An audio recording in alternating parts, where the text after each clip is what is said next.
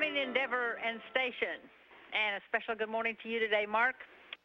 Good morning, Ken, and thanks a lot for the music. I think that came from Lisa and the kids, and really appreciate that. Thanks. And you're very welcome. Today is a day of robotic operations with Koichi Wakata and flight engineer Tim Kopra working together to begin experiment transfers using the Japanese robotic arm to place experiments onto the Japanese exposed facility outside Kibo. We'll get some help along the way from Commander Polanski and Canadian Mission Specialist Julie Payette. It'll be the first operational use of the Japanese robotic arm, and Japan's Koichi Wakata will get a chance to inaugurate those operations. Today's work will be to move several different components over to the Japanese exposed facility from the payload carrier that is temporarily installed on the exposed facility. The components to be moved are the monitor of all-sky X-ray image experiment, which is going to look at X-rays in the vicinity of the space station. Then also moving the inter-orbit communication system, which will allow data and images from the Japanese exposed facility be downlinked to the ground. And also the Space Environment Data Acquisition Experiment attached payload, which will look at a variety of different atomic components in the unique environment of the International Space Station. And Endeavour Houston Roman, we're with you on the flight deck.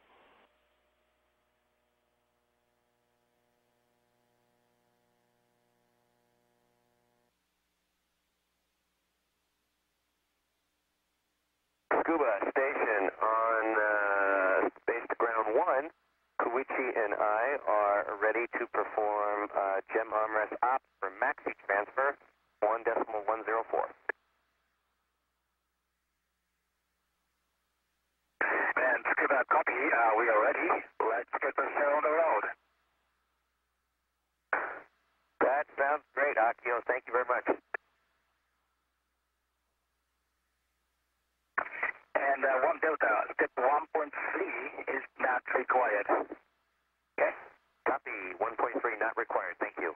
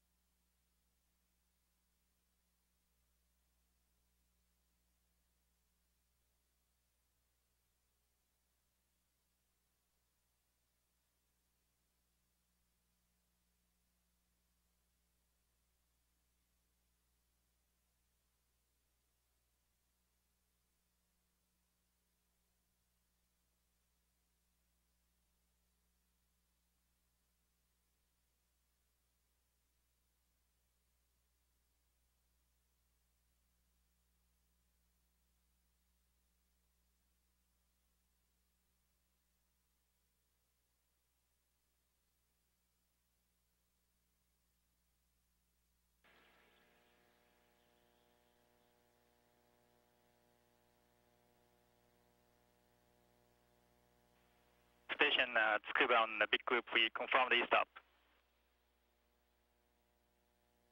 We see that. We will put the brakes on. Copy that, and we are checking.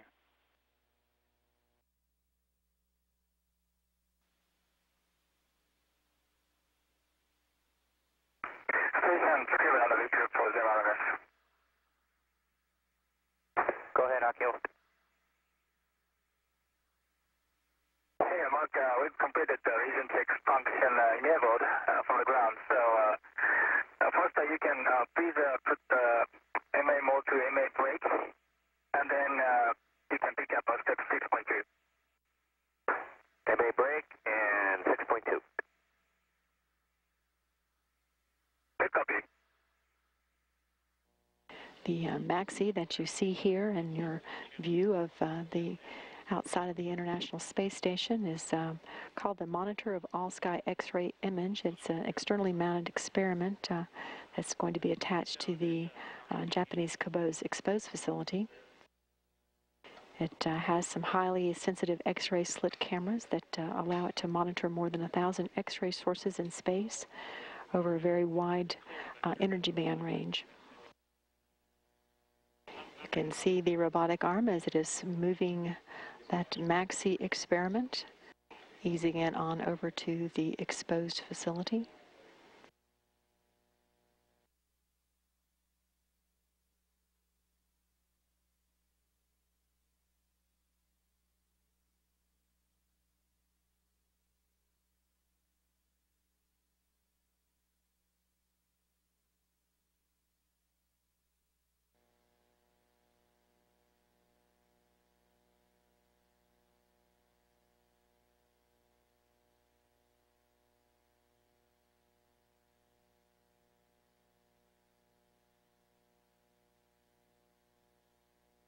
You're watching, looking outside the International Space Station as the MAXI experiment is being offloaded from the exposed section and loaded onto the exposed facility, the porch outside the Cabot laboratory.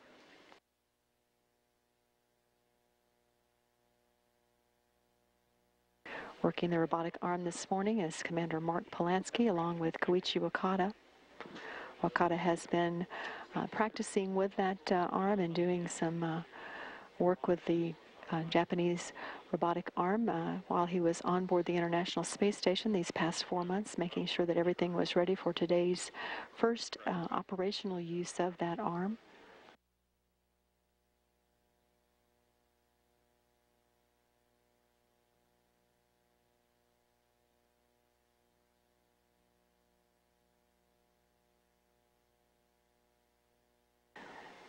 You see a very good view of that exposed section at the very top of your screen, along with the MAXI instrument on the very end of that small, fine arm, the very tip of the arm of the Japanese Cabot's robotic arm. As it is moved just past the exposed facility, the robotic arm is being used to move that instrument from the exposed section onto that exposed facility. This is a definite construction milestone today for the International Space Station as the outpost new porch is gets its first experiments, its first science experiments.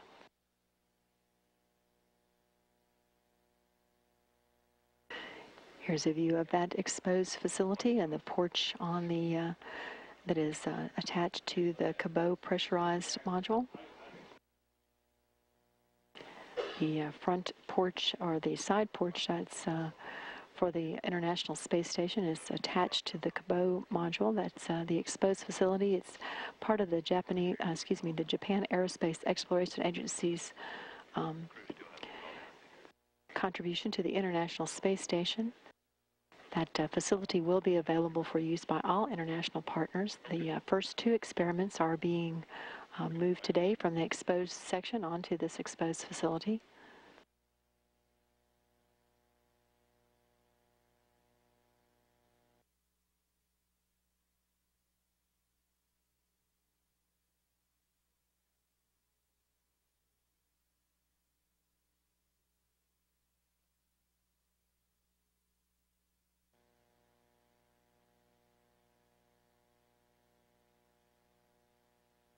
Scuba Station, Space to Ground 1 for Jim RMS. We are in step 8.10.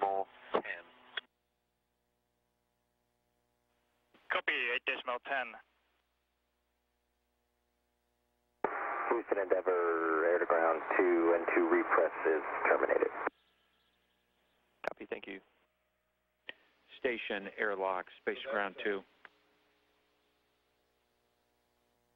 Go ahead, Hal on 2. Yeah, taking a look at this signature, we'd like you to execute the star block in step 8 of procedure 1.625 EMU battery recharge.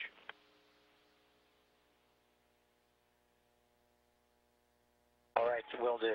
We're in the lab right now, heading over to the airlock.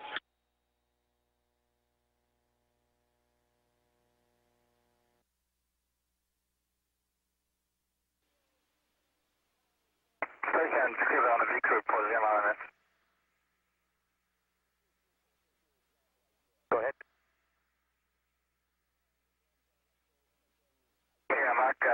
we currently don't have a KU downlink here. So we'd like to, we will perform the way to watch basically from the ground, but we'd like you to take a procedure, actually the message 20, 0, 5, 3, 5, and perform step 1 through 2 decimal 3 only. Then ST will calculate for the ranging, and once we completed the ranging from the ground, we will give you a go. I'll copy. Copy message 20-0535, steps 1 through 2 decimal 3 only. Good copy.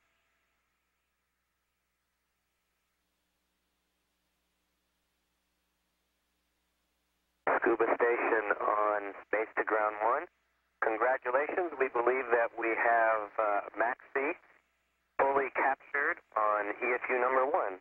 And if you agree, we're going to proceed with step 10. This is the same indication that we agree with you, and congratulations to you, and please press on. Thanks.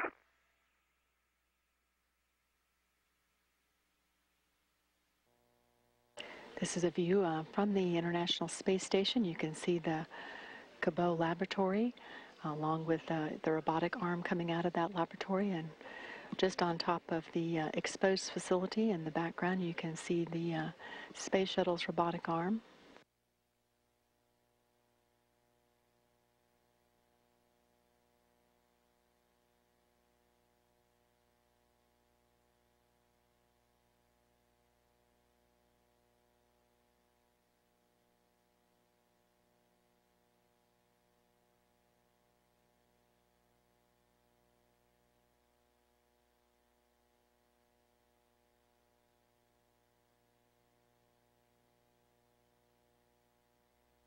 Cuba station on 1 foot MRMS. We're holding at 3.4.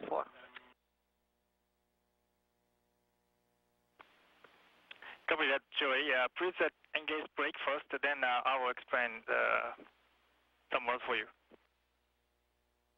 You are putting the brakes on.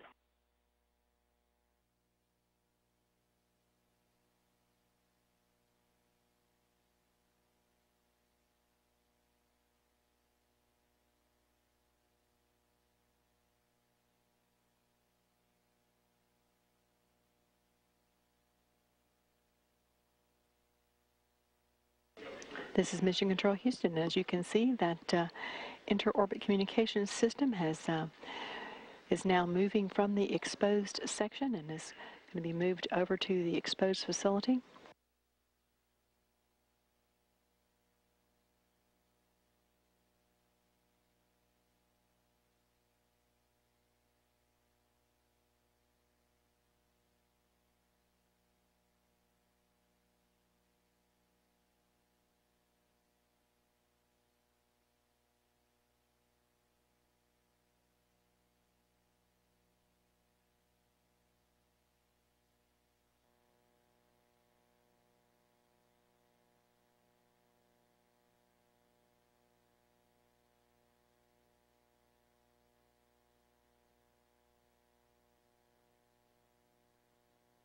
Scuba station, space to ground 1, we're complete with EFU operations, and we are ready for step 9 to ungrapple. Great news. We copy and concur. And this is just a reminder, give us a call after completing step 9.6. We'll do that. The Kibo Control Center outside of Tsukuba, Japan has notified the flight teams here in Houston that the ICS has been successfully berthed. Now that that has been done, Kibo's robotic arm will back away and we'll begin to latch onto the Space Environment Data Acquisition, or SEDA, and begin to move it into its place on this exposed facility on the outside of Kibo.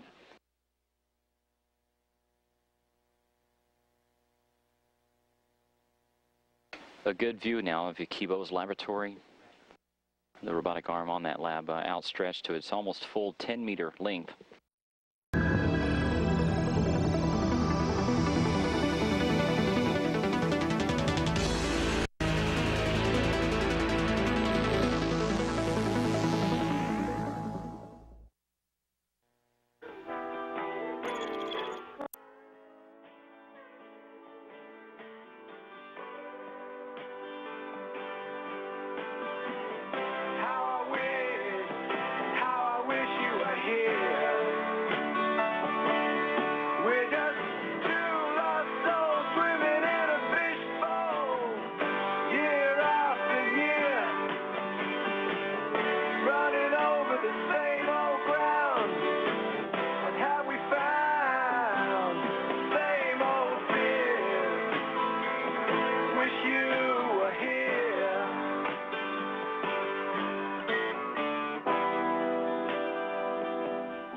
good morning, Endeavour.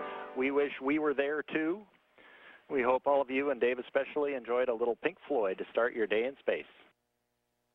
Floyd is a good way to start the day in space, and we do wish you were here. Good morning. As you can see, Mission Specialist Chris Cassidy and Tom Marshburn now in their space suits, both the lower torso assembly, which is the legs, and the hard upper torso, basically the shirt of the spacesuit with the life support backpack. Meanwhile, even as the STS-127 crew is keeping the expedition crew busy on orbit, the next vehicle to head to the space station is now on its way. Progress 34 launched from the Baikonur Cosmodrome in Kazakhstan at 6:56 and 56 seconds a.m. Central Time. It reached a nominal orbit 9 minutes later, deployed its solar arrays and navigational antennas, and is now heading for a docking time with space station at 6:16 a.m. on Wednesday, the day after Endeavour is scheduled to undock from the space station. Progress is an automated, unpiloted version of the Russian Soyuz vehicle. It's also one of the resupply ships that brings fuel and equipment and supplies to the expedition crew. In this case, that's 2.5 tons of cargo. Here inside the Destiny Laboratory at the robotics workstation, pilot Doug Hurley and mission specialist Julie Payette getting ready to begin their robotics work. Flight engineer Bob Thirst, meanwhile, is going through an exercise section on the station's exercise bike. Payette and Hurley will be using the station's robotic arm to keep the batteries that the two spacewalkers are going to be installing with an easy reach as they swap them out from the integrated cargo carrier that they were launched in to the P6 truss segment.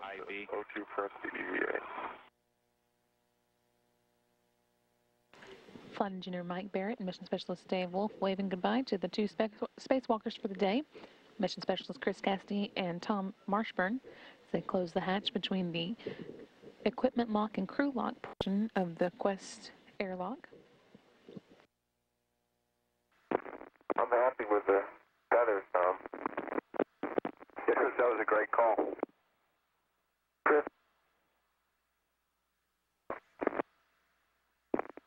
Can I push it down for you?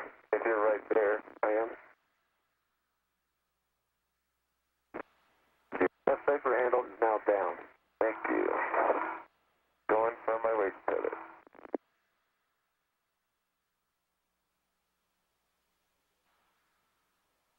Endeavour Houston on big loop. We watched the translation. Everything looks good with the consumables. No unusual spikes. Okay, I'll keep good feedback. Thank you. I appreciate that. And Endeavour Houston on the big loop. All inhibits are in place at this time. Okay, great. You are go to proceed.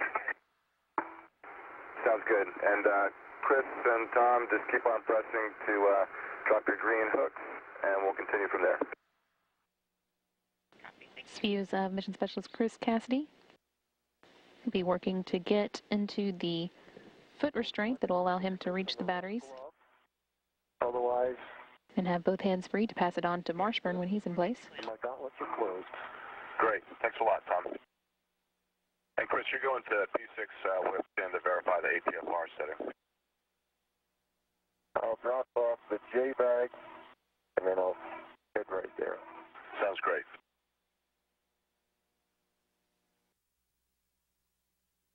Chris, I see my safety tether a little bit up under my CRT. I'll check to make sure it clears when I get the bag off.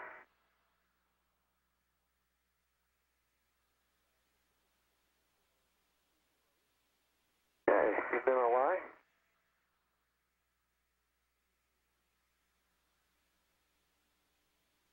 Hi, Tom. Scoop to Chris when you have a chance. Copy. I'm just looking around at the battery.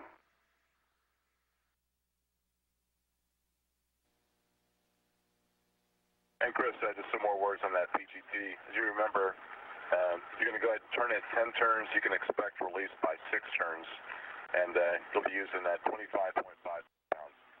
Okay, and Bravo 7 counterclockwise 2 is set. Thank you. Here you go, Chris. And we'll take Scoop positioning for battery Charlie. Okay, battery Charlie, left one is up, right one is up and out.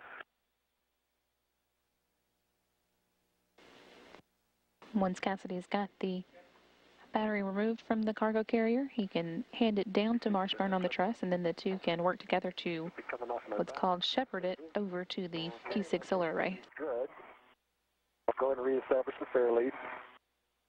Great. A great thing to do.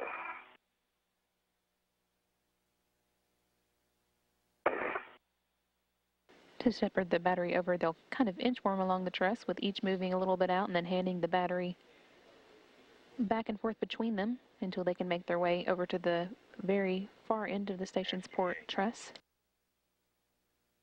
where they'll then be able to install it in the Okay, fair lead's back on. empty spot in the P6 solar array's battery set.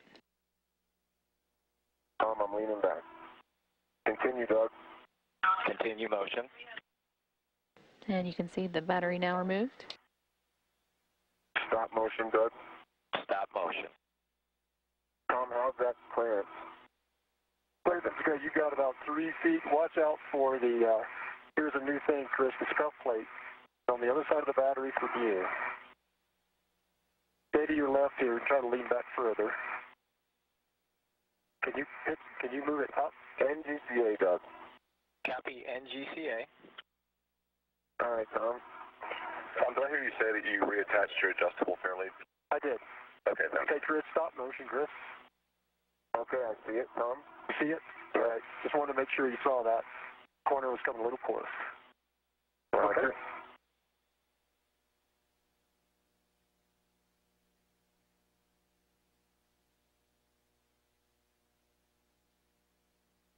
Coming at you.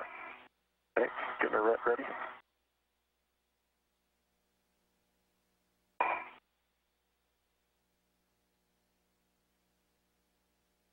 They'll be installing this battery C, as the new batteries are designated A through F, into the slot left by battery 3 that mission specialists Dave Wolf and Cassidy removed during the third spacewalk of the mission. You have control. You are cleared to keep your rep and undo your PRT. Give it a little push. Thank you.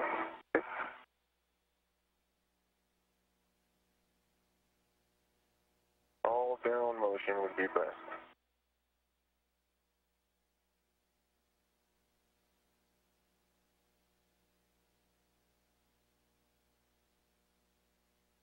All right. Slowly go in. Watch that whiff up above. I see it. I see it. Coming in a little bit to your right. A little bit to your right. Continue in. Nice and slow. Nice job. Below the plane. Continue up about your. There you go. You're over the bottom battery now. Continue sliding it in. You're up on the guides on the right side. Little pitch down. Thank you. Did you feel it? I did.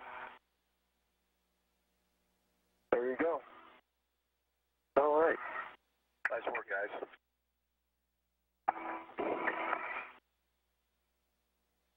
It just said it's rolled over to Juliet. Is that good, Tom? Yeah, I think so. Tell me what you have, Tim, and I'll just compare it to what this says. I feel like it's set.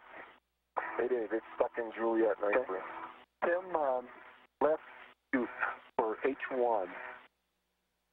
Battery 2. What's up, Ian?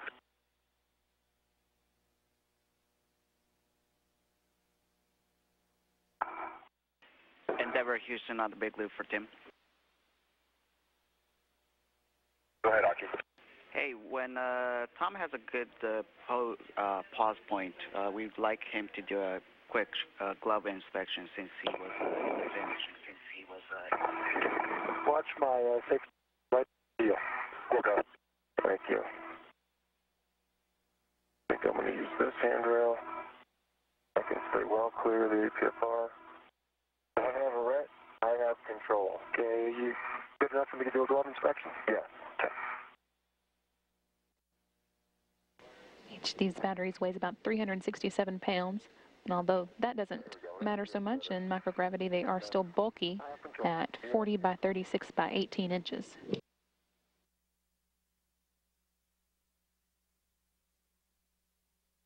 Arm is in motion. Roger. I see it. All good motion. Making distance. Be good motion. And Tommy, if you have any issues, you need us to stop, just yell. Otherwise, we'll keep going. Okay, Doug. Pilot Doug Hurley and Mission Specialist Julia Payette More LIO and O2. are driving the station's robotic arm, and Mission Specialist Tom Marshburn along with it, getting it into place for the removal of the second battery of today. That's actually battery D, the fourth new battery to be removed from the cargo carrier.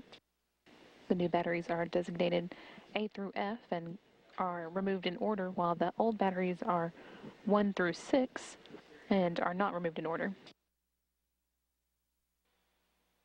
Continue. Copy, continue.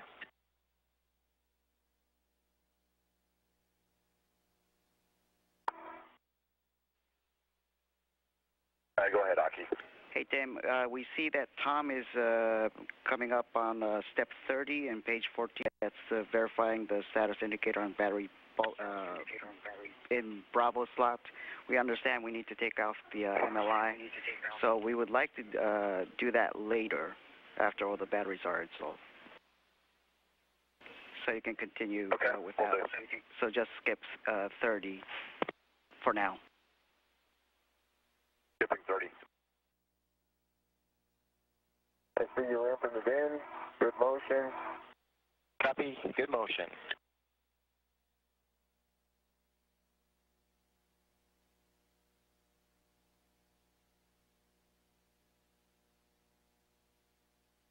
Continue. You, out.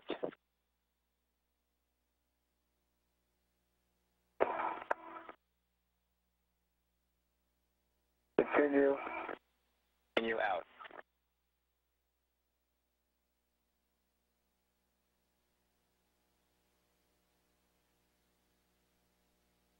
Continue.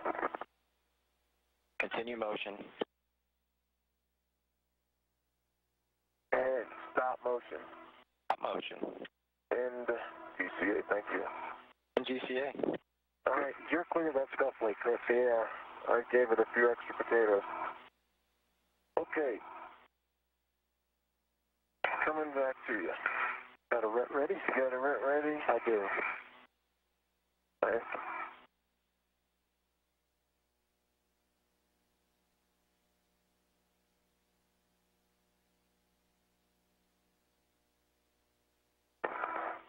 All right, I have control. You have the ret. I have the ret. Give it a little shove off. A little vector. Thank you.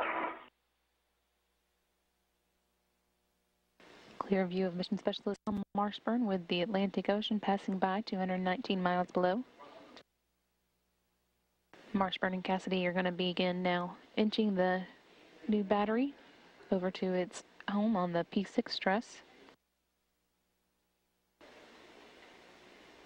These batteries will charge and discharge about 16 times a day, so in about 6.5 years that they are expected to last, they'll have charged and discharged more than 38,000 times.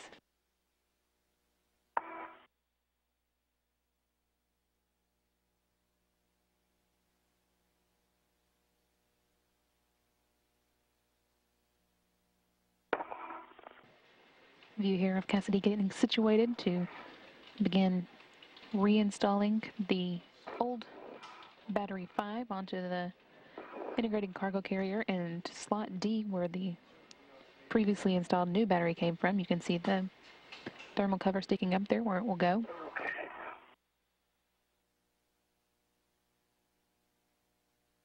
Great back, looking good. Nice. Pitch down, pitch down, pitch down, pitch down. Very good. Coming back, lean way back to pat the blanket box. All right, Here's the stop right there. See if I can't throw a tether on it.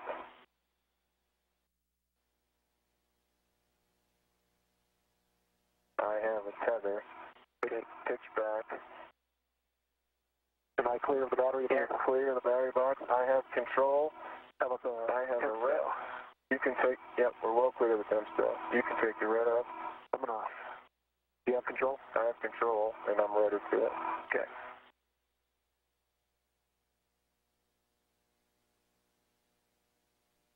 Okay.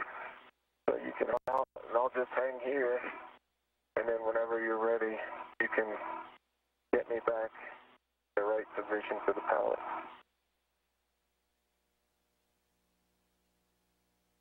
Sorry for the delay there, Tom. It's Quebec, Fox 12. There you go, Tom. Stop. Click it in.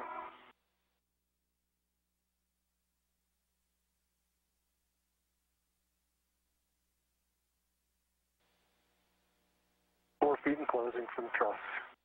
Copy that. Good motion, continue. You in. This is Mission Control Houston. Cassidy and Marshburn now working on battery E. Remember that all the batteries that have letters assigned to them, A, B, C, D, E, are the new batteries. All the ones that have numbers are going to be the old ones. So the cover is now open on battery E. They will remove this from the integrated cargo carrier and move it out to the end of the truss and install it there here in just a few minutes. Copy. This is a view from Tom Marshburn's helmet cam. Both he and Cassidy are out on the end of the station's truss structure on the left-hand part of the station. No need. Just leave. They're working on removing what's known as battery 6. This is the last old battery that has to be removed from this part of the station. They will take it out, move it onto this integrated cargo carrier, which is very close to where they're working. It is currently mounted to the station's robotic arm. After they complete that change out, they have one more new battery to install, which is battery F. And then after that, they will go out and retrieve battery 1, which is the first old one that was taken out. It is sitting out on temporary stowage, and they will move that over to the integrated cargo carrier as well.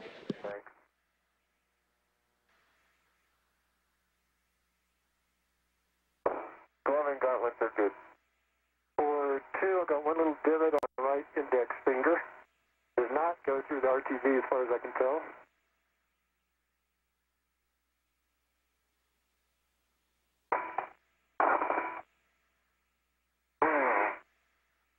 There you go. Gauntlets are good. There you go, Tom. Okay, thanks, Chris. And then...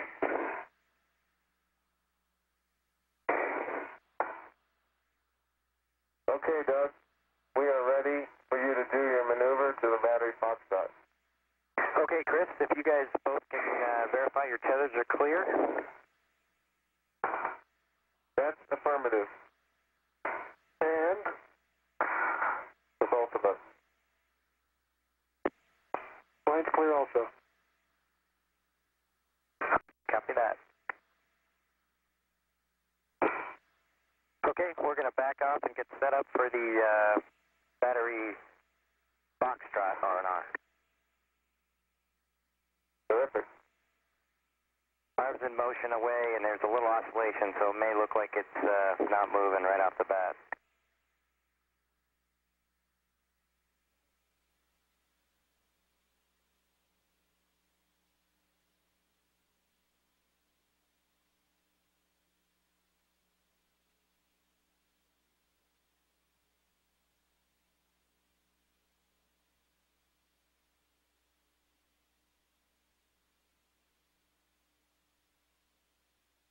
Chris, I'm stuffing that MLI in just to make sure it's not in your way. For the next battery install. Great. That'd be good. It's, so we're done with A, B, C, D. And as soon as you close that MLI on E, all those guys are cleaned up. You agree with that, Tom? Yeah, I want to go to the other side of the car, just right over there, check that side. Make sure the MLI on D is good. just confirm you're ready for motion. Yeah, sorry about that, Doug. Want to make sure I install this the right way. I am ready. Begin GCA. Yeah. Motion in.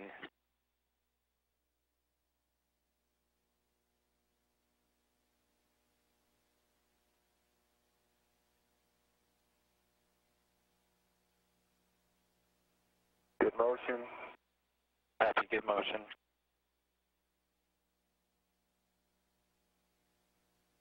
Good motion. Good motion. How much more do you need, Chris? 4 inches. 4 inches in.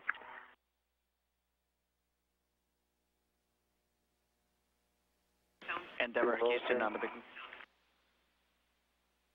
Good motion. All right, Doug, stop. Stop motion. Stop motion. The acknowledge stop motion, Chris. It sounded like there was some break up there. Stop motion. And I'm sorry about that. Sorry about that. Up 6 inches if you can do it. Oh, maybe 4. This is Mission Control Houston. We'll try to give you a little bit. I doubt. 6 hours, 6 minutes into today's spacewalk. Chris Cassidy, Tom Marshburn working on battery number 1. This is one of the original batteries, the first one that was removed during the 3rd spacewalk of the mission.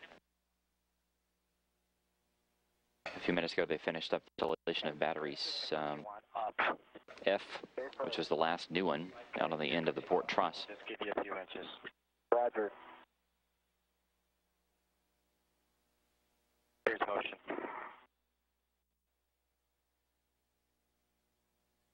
I see it. Good motion.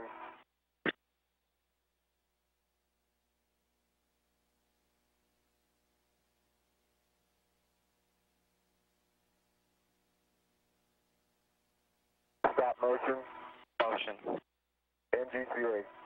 GCA, and guys, just take it real easy. That upper scuff plate is fairly close to the solar array, so just take it easy when you're working, as much as you can. Roger. Houston Endeavour for EVA. Good, Tim. First, for those 2 bolts, we can start with Bravo 7. This is Mission Control Houston, now at 6 hours 15 minutes into today's spacewalk by Cassidy and Marshburn. There are now 6 old batteries on the integrated cargo carrier and 6 brand new ones out on the port truss. So Chris Cassidy and Tom Marshburn wrapping up the 4th spacewalk of the mission today. It was going to be at a very aggressive timeline for them to get all these batteries swapped out, but they did it. They actually came in a little bit earlier than was expected. This spacewalk was projected to last about 7.5 hours. It ended up running 7 hours and 12 minutes. Once more, a handoff in space about to take place as the station's robotic arm gets ready to hand off this integrated cargo carrier over to the shuttle's robotic arm. This will be the reverse of the process that was done earlier this mission.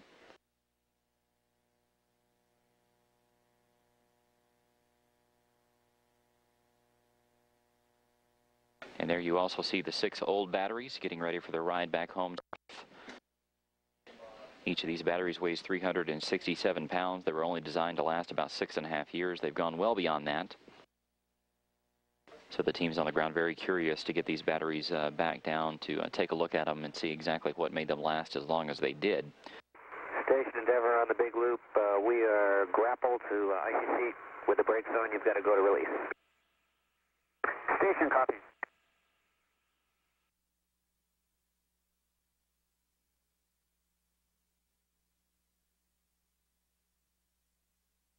As you can see at the top right hand portion of your screen, the integrated cargo carrier now attached to the shuttle's robotic arm, being slowly moved back toward Endeavour.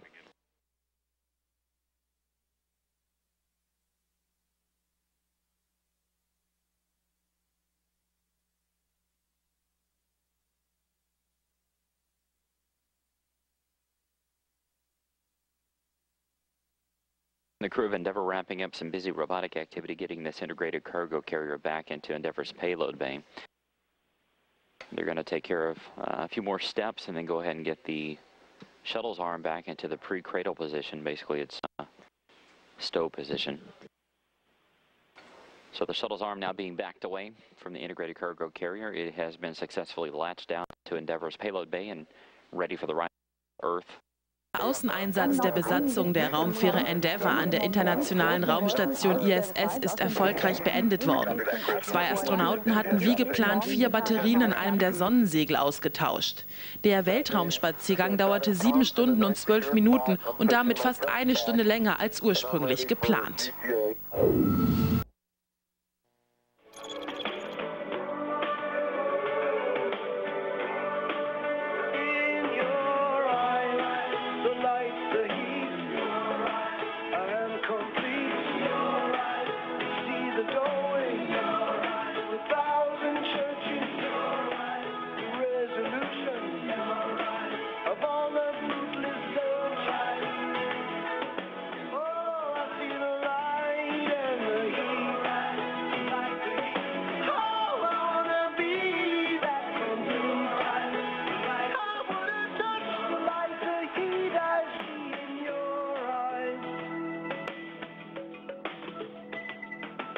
Good morning, Endeavour. That was Peter Gabriel for all of you, but especially for Tom, to start what we hope will be a pleasant and restful off-duty day.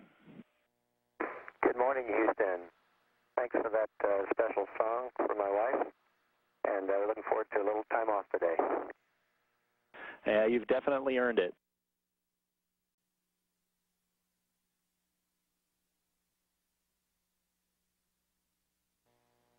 This is Mission Control Houston, 9 days, 20 hours, 48 minutes into the flight of Endeavour to the International Space Station.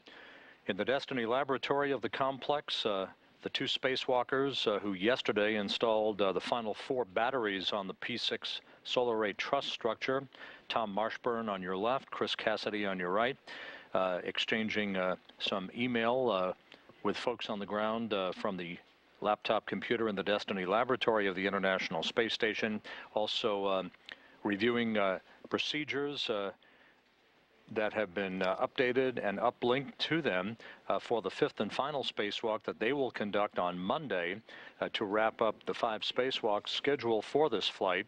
A spacewalk lasting 6.5 hours on Monday that will include the removal of thermal protection covers on the special purpose dexterous manipulator, or Dexter, robot that is mated to the hull of the Destiny lab. Also, the reconfiguration of electrical cables on the Z1 patch panel on the truss of the International Space Station, and the installation of a pair of cameras on both the forward and aft ends of the new Japanese exposed facility, upon which 3 new Japanese experiments are housed.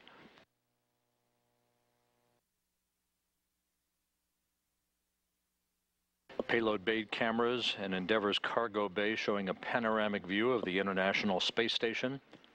On the right side of your view is the Harmony connecting node, mated, of course, to the orbiter docking system at the forward end of Harmony, pressurized mating adapter number 2, the forward docking port.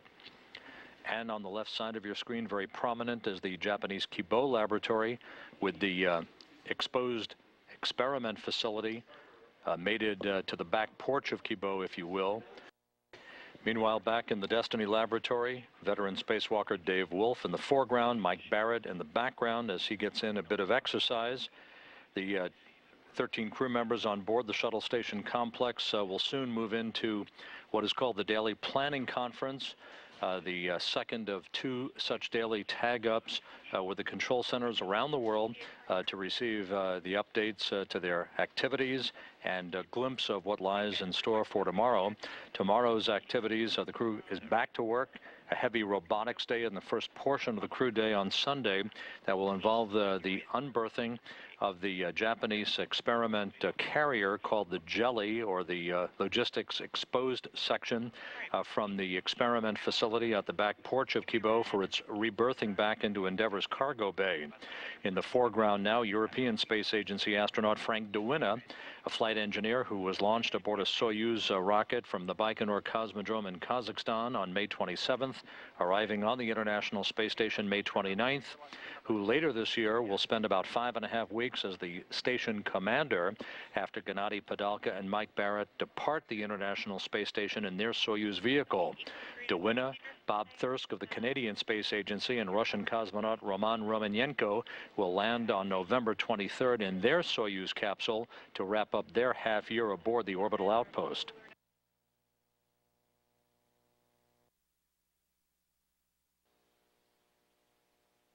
Well, good afternoon. This is Mark Polanski, and I'm the commander of Shuttle Endeavour, STS-127. Gennady Padalka, ISS commander. David Wolf, United States of America.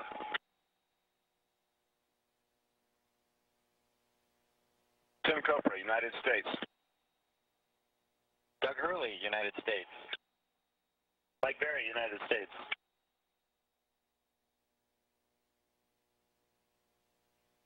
Bob Thirsk, Canada. Koichi Wakata, Japan. Tom Marshburn, United States. Judy Payette, Canada. Roman Romanenko, Russia. Chris Cassidy, United States. And Frank DeWinna from Belgium. As you can see, we have 13 people representing 5 different national agencies from all over the world. And so we wanted to take a moment and share to you what that means to us. To me, having 13 people is a big milestone. It means that we have 6 people full-time living in the International Space Station and starting to do real research for what it's like to go ahead and live long-term up here. For all of the major partners being here and represented by someone today, it means that we truly are international in what we do, and it shows the kind of cooperation that we can do when all of the nations around the world can work together. And I'm going to ask a member from all of the different partners to go ahead and say a word about what it means to them. So first to Gennady.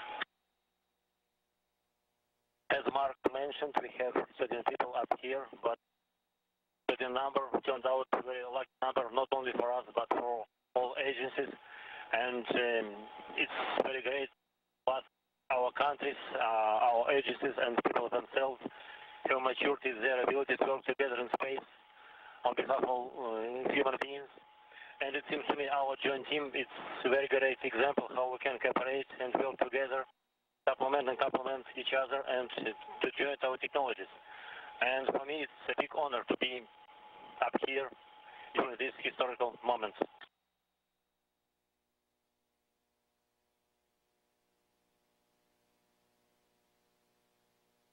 Hello, bonjour. As a representative of Canada with my colleague Bob Thirsk, of course we are absolutely thrilled to be part of this incredible team that has built this outstanding first-class laboratory in the harshest possible environment we can imagine. We in Canada, of course, are quite well known for our robots and space robots in particular. Our latest one, Dexter, could almost look like a little human with 2 arms and a body.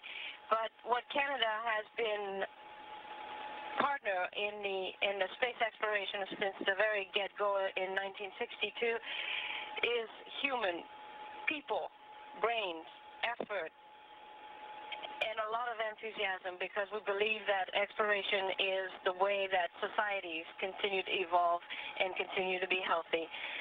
We are extremely thrilled and honored to be part of this team, and will continue to do so for many decades to come.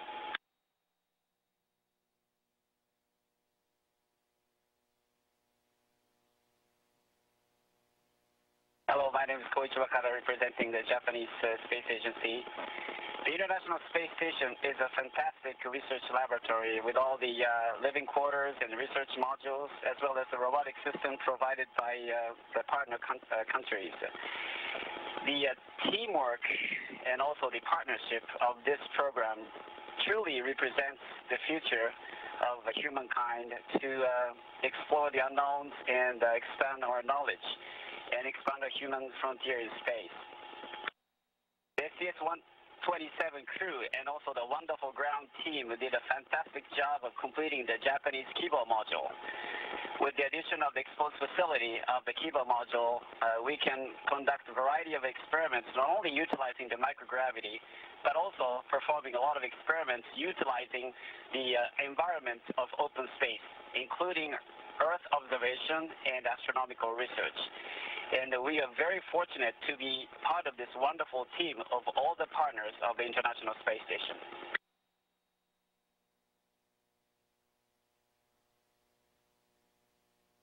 Hello, I'm Frank De Winne representing the European Space Agency. As all my colleagues have already said, it's a wonderful experience to be up here, and it's a great honor to be part of this historical team. Working together, living together, and achieving all these things together in space is a true example for how we can evolve and how, as humans, we can all work together and accomplish great things on Earth if we all work together. It's also a great example of how we can continue future human space exploration, because this is just the beginning. The ISS is a great stepping stone for further exploration to the Moon and to Mars. And I hope that this partnership, maybe with many other partners, will be able to continue human exploration, because a society that explores is a society that evolves.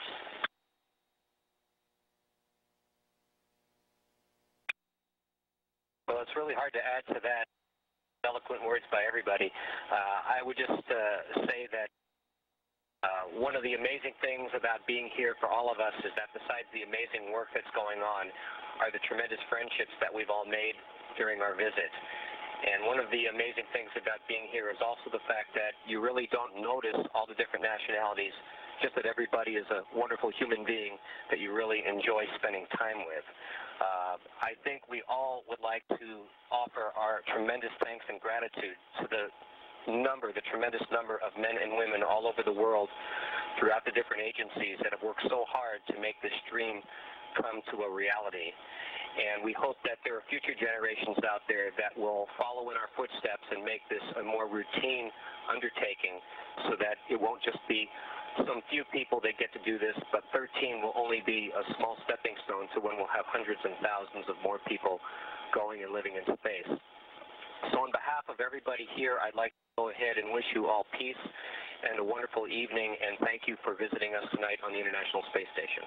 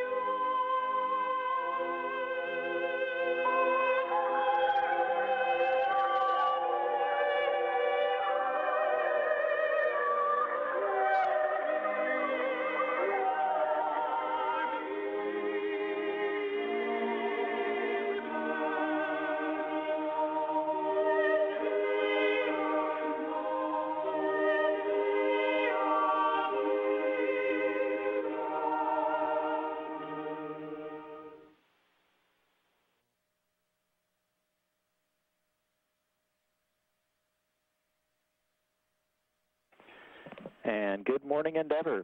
Julie, that was some peaceful music for you to begin a busy day.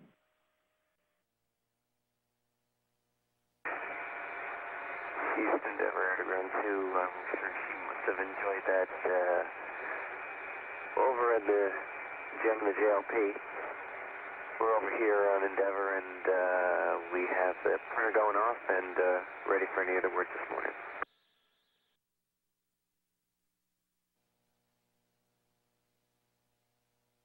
This is Mission Control Houston. Today's wake-up music was composer George Frederick Handel's Dixit Dominus. It was uplinked for Canadian Space Agency astronaut Julie Payette at 3:05 a.m. Central Time. Commander Mark Polanski responding back on her behalf. She's over at another module right now. International Space Station complex orbiting 215 statute miles over southern Africa, about to cross over the head of the equator.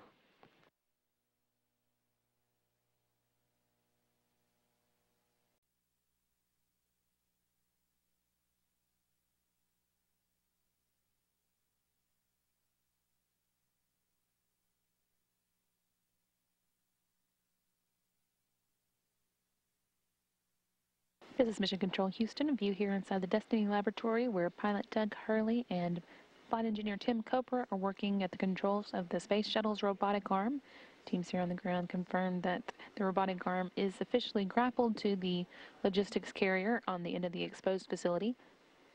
It means it's grabbed on, and the next step will be for Mission Specialist Julie Payette inside the Kibo Laboratory to work the controls that will release the exposed facilities hold on the logistics carrier so that the robotic arm can take over its weight. We did go safe on the arm. We copy, and we're taking a look down here. Mission Specialist Julie Payette has now made it to the soft docked mode for the logistics carrier, an intermediate mode between fully latched and unlatched.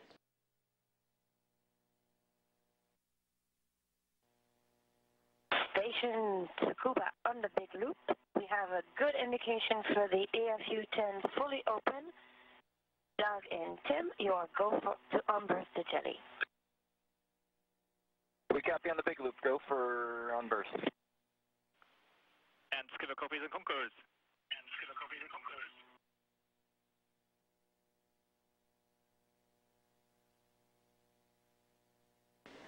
Logistics carrier here still continuing to move slowly away from the exposed facility of the Kibo Laboratory. It's in the grip of the station's robotic arm driven by pilot Doug Hurley and flight engineer Tim Copra inside the Destiny Laboratory of the space station. And it will now be making its way to the Space Shuttle's robotic arm where Commander Mark Polanski and Mission Specialist Julie Payette will be standing by to take over by gripping it with the shuttle's robotic arm and then reinstalling it into the cargo bay.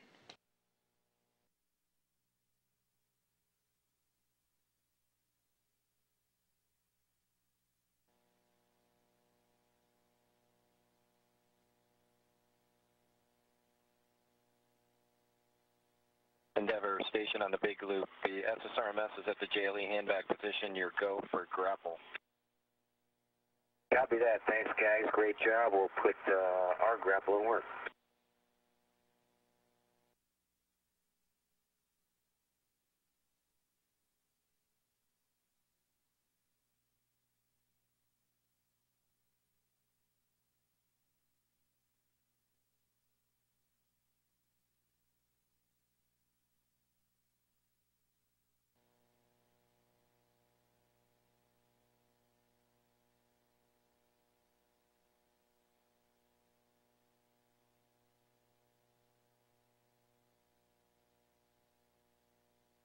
Once this handoff is done, the shuttle's robotic arm will be installing the logistics carrier into the shuttle's cargo bay.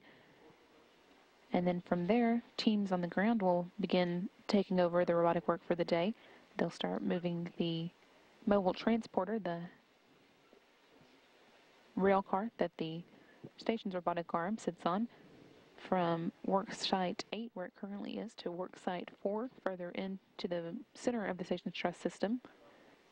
And then just before the crew goes to sleep on orbit, the teams on the ground are going to be powering up the station's dexterous manipulator, or Dexter as it's also known, another element of the station's robotic systems. And that's going to be the focus of one task, if time permits, on tomorrow's spacewalk, to get some of its thermal covers resituated.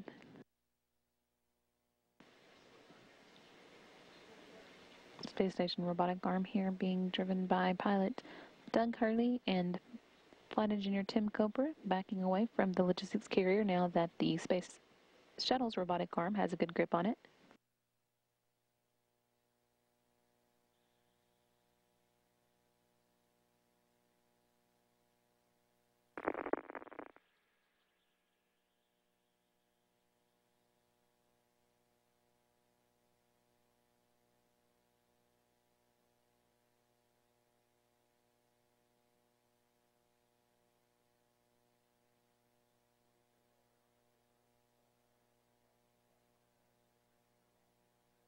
Julie's done a great job, and if you concur, we're going to proceed to activate the latches in step 5 of our procedure.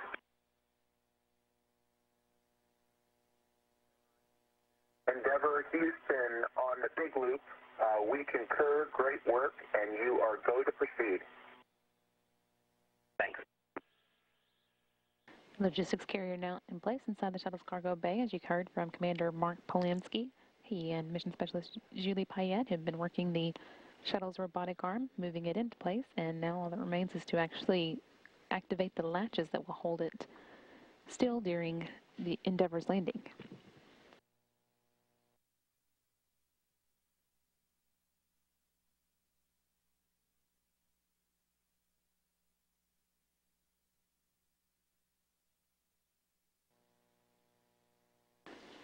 And the station's robotic arm in motion again as it moves to its park position, at which point the mobile translator, the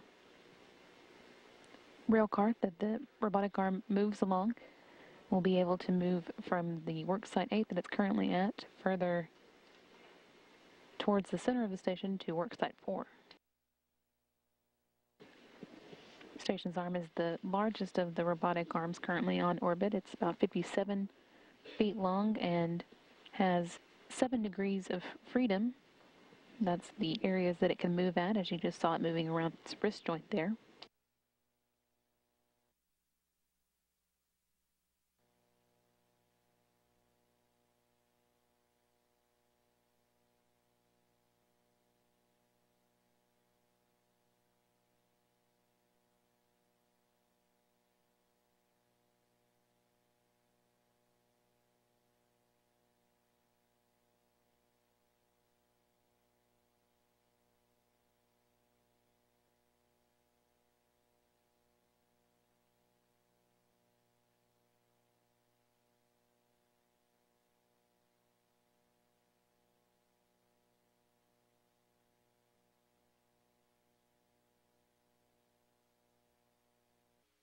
Houston Station, Space Ground 2 for robotics.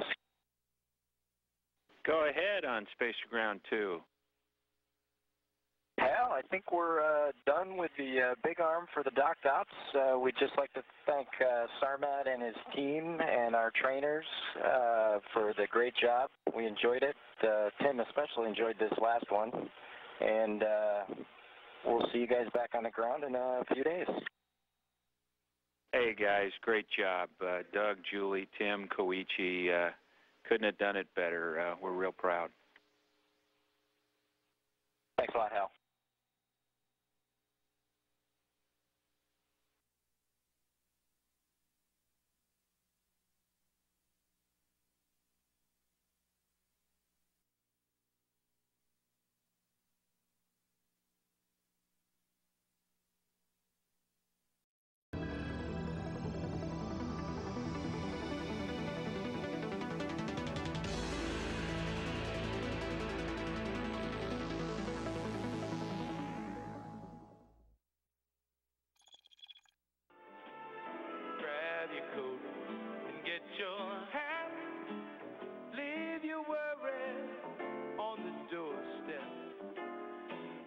Direct your feet to the sunny side of the street. Can't you hear the pitter-pat? Yeah, that happy tune is your step. Life can be so sweet on the sunny side of the street. And good morning, Endeavour. Mark, that song was for you. We hope that you and your crewmates all enjoy the dozen or so sunny days you'll get today in space. Good morning, Stan. Good morning, Houston. Thanks for the song and the words. Thank my wife, Lisa, for picking that one out. And looking forward to one last full dock day with our friends here in station. This is Mission Control Houston. All systems continuing to work well on the shuttle station complex as they orbit 222 miles over the South Pacific, about to cross over the southern portion of South America. The combined crew of the Shuttle Endeavour and the International Space Station beginning their final full day together before undocking tomorrow. And the activities today by the joint Endeavour and Expedition 20 crew will focus on spacewalk. Once again, by Chris Cassidy and Tom Marshburn. They're scheduled to go outside the station for a 6.5-hour spacewalk. First major task will be configuration of some covers on the special purpose dexterous manipulator system that is currently anchored to a grapple port on the Destiny Laboratory module, making sure it's properly insulated and configured for upcoming operations on a future mission, and doing some electrical patches on the truss structure. They'll move on then to installation of 2 cameras, one forward and one aft. That'll be on the Japanese exposed facility to help guide in the H-2 transfer vehicle, the new Japan Aerospace Exploration Agency cargo vehicle that's scheduled to make its first deliveries to the space station in September of this year. If time permits, they'll also do a deployment of a payload attach system on the S or starboard 3 truss structure that will allow for the connection of a future external spare parts storage platform. Okay, Bisons as required. And Houston airlock on the big loop. We're ready for step 13. Step 13 complete. Copy. With 13 complete, we're go for continuing with our timeline. And Dave, you have the crew from the deck of Endeavour. Thank you, Tim. Nice job on the depress. Hi, guys. Hello, Dave. Hi, Dave. Okay, with you on EVA 5. So first, Chris, if you'd open the hatch thermal cover, egress, and attach your tether pack. When you complete, before you separate internally, make your calls. Copy, Dave, and word.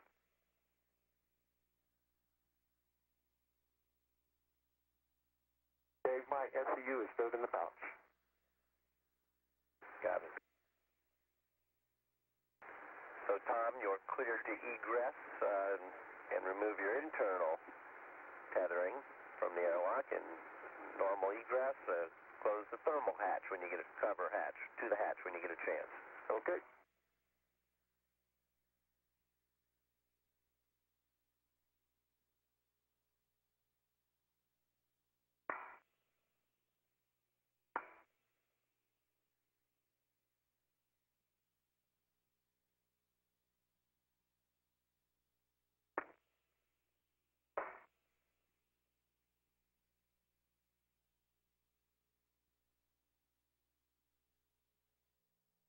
Marshburn and Cassidy continuing with that setup work, moving each other's safety tether packs. Again, they have about 45 minutes in all of setup work before they get into their activities, as the shuttle and station pass about 218 miles above the Mediterranean Sea.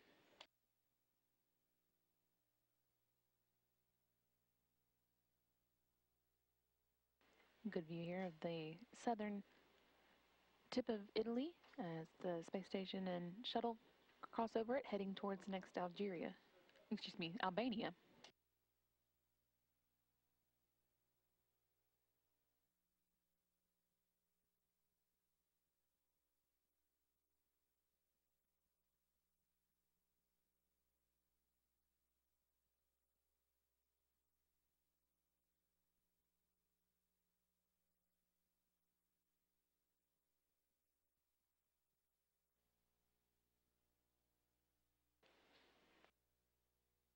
You can see Marshburn here, having made his way to this special purpose dexterous manipulator.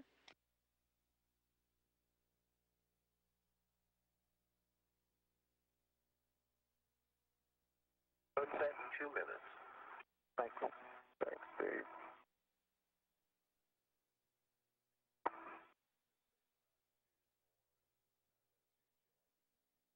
Dave, the 2.6 MLI, flat is closed.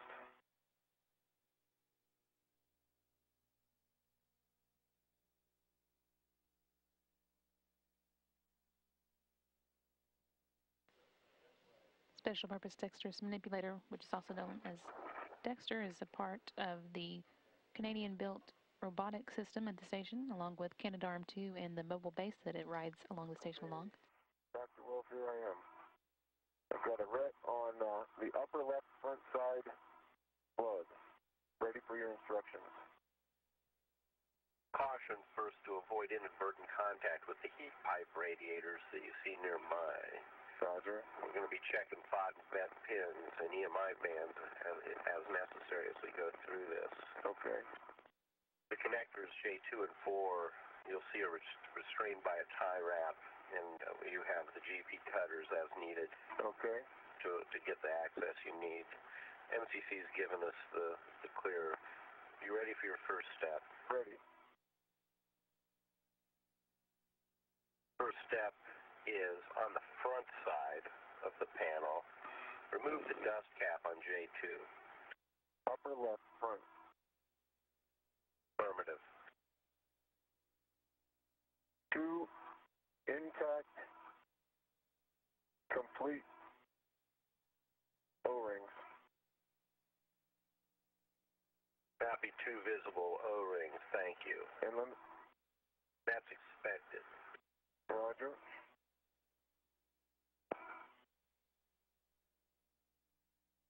Cycle Urcum camera power when you get a chance.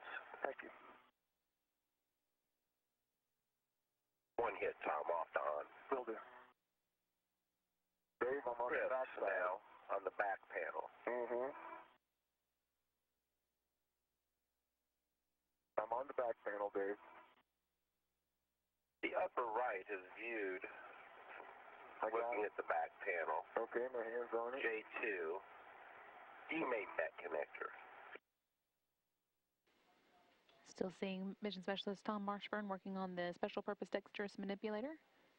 That robot was delivered during STS-123 back in March of 2008, which happens to also be the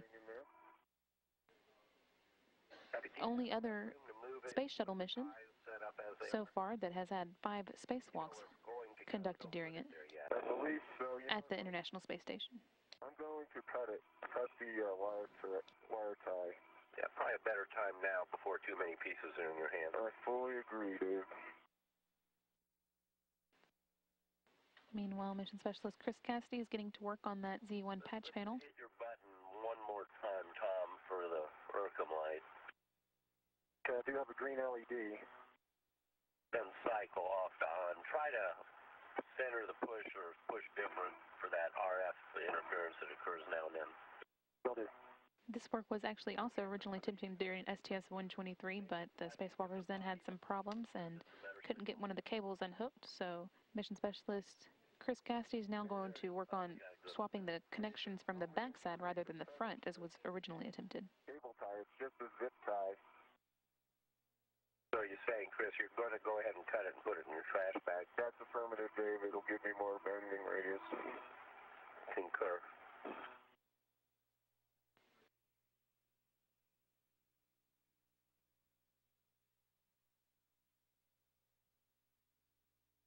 Okay, Dave, all 3 tasks are complete. Excellent, Tom.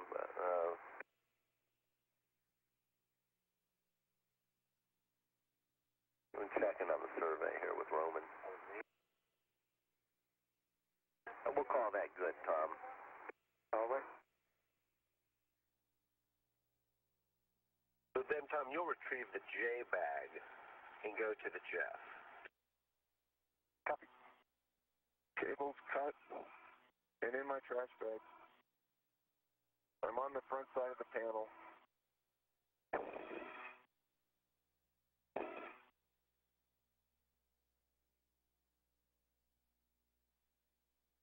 As I understand it, Dave, I'm not to attempt to demate the J4 in the front side. I'm to go right to the back. That's true. So now go to the back panel. Okay. Translation complete. Here I am. View here of Chris Cassidy working on that patch panel from a distance.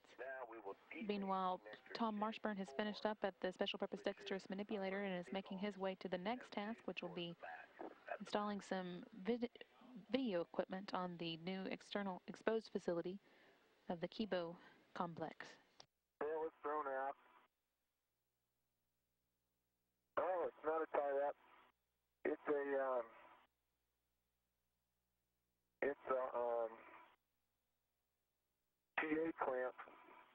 me undo that TA clamp.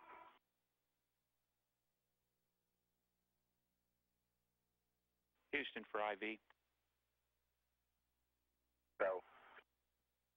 Yeah, Houston's satisfied with this config if you guys are.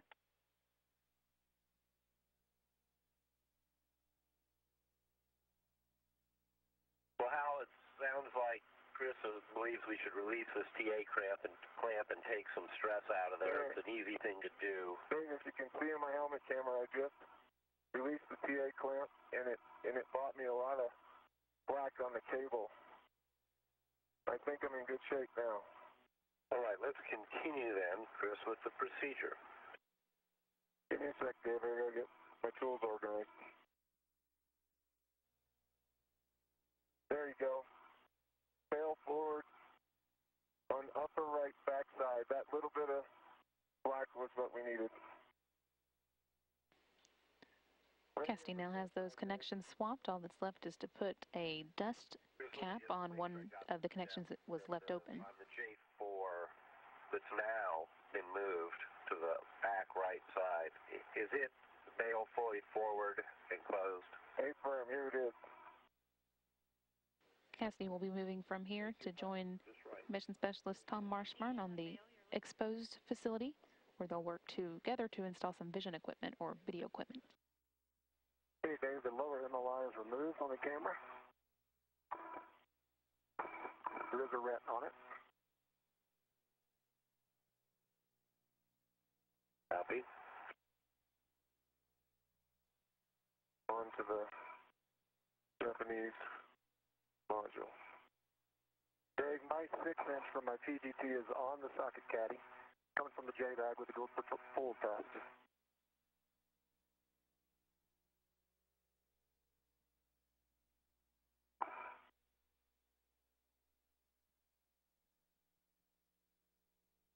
Say that again, please, Tom. I just didn't track it. I got a good pull test on my 6-inch from my PGT is now on the socket caddy.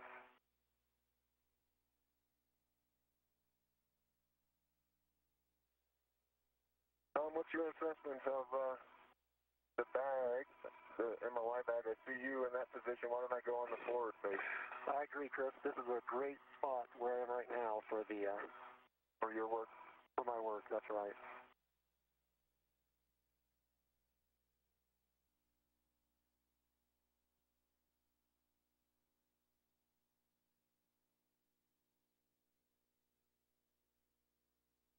Oh, that's it. Okay, now, be careful of the camera. 16 turns. Very nice job on that launch lock.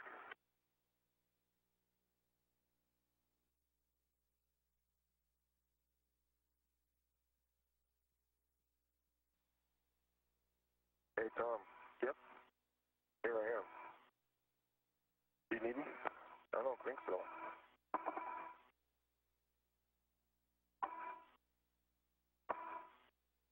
Hey, kid.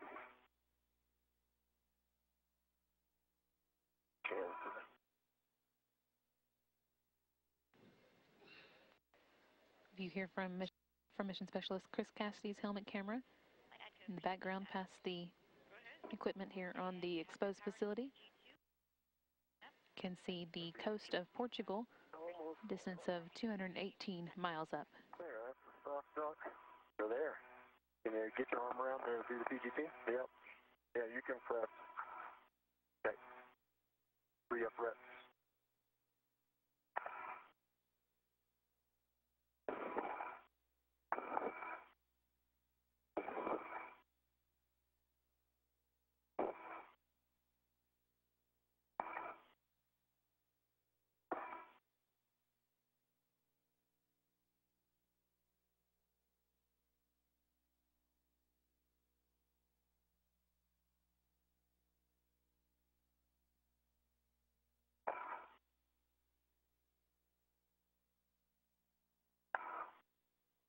A nice soft duck. Solid in there.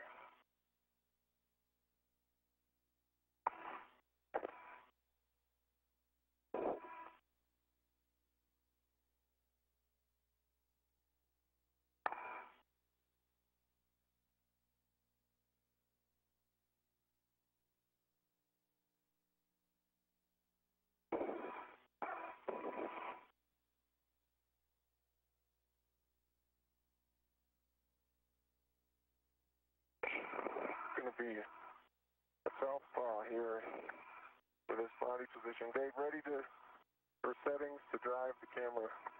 Hey, Chris, your settings are Bravo 4 clockwise 2. You're expecting 15 turns. Bravo 4 clockwise 2. Thanks, Roman. As the crew here works on installing that vision equipment or video equipment into its final home, down on the ground, the team reports that the patch panel reconfiguration work that Mission Specialist Chris Cassidy did was successful, and now the control moment gyroscopes are getting their power as they should from separate sources.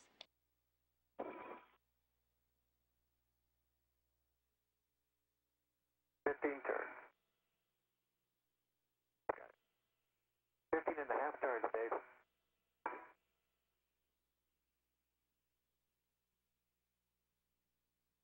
All right. Now, this one ought to slide out. Ready me to slide? You just hold on to it. I have control of the camera. It's off the platform. Came off an awful lot easier than the last one. It did. Nothing in the way. Yep.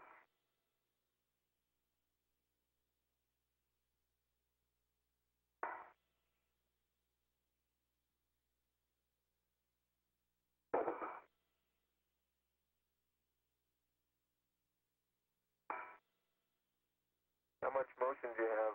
I can turn around. Watch my feet, make sure I'm clear of stuff. In my back. Yep, just stay low there, get the camera up. Here, let me take the camera and you get situated. All right. A little intermediate. There we go. I have the camera. You have control of the camera. Batteries were good practice for that, weren't they? Yeah, no kidding.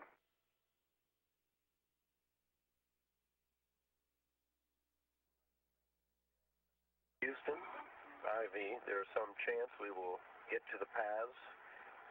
Calling for the inhibits, please, for the timeline.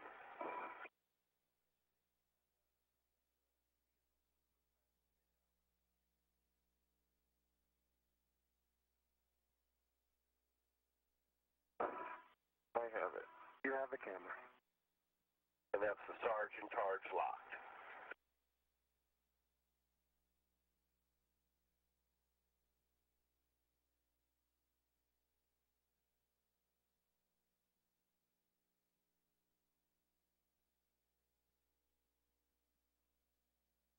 And Dave, we copy your last. We're working on it. All right. Firmly in soft dock. Dave, ready for EGT setting. Oh, hold on. Soft out. First, verify the position indicator is black, not visible. Mm-hmm.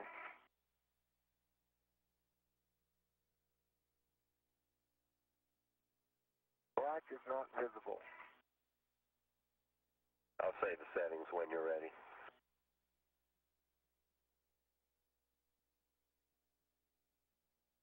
Ready. Bravo 4, clockwise 2.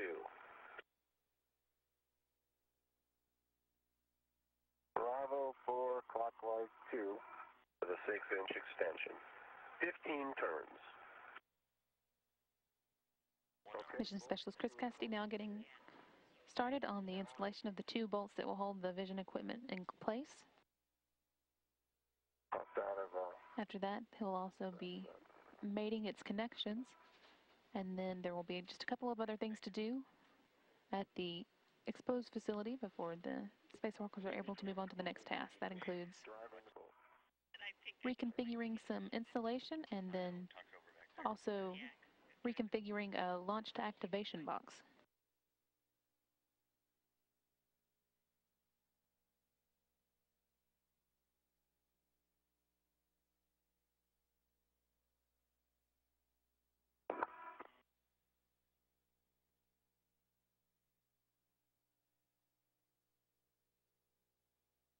.27 turns, 19.3 foot-pounds, green torque LED.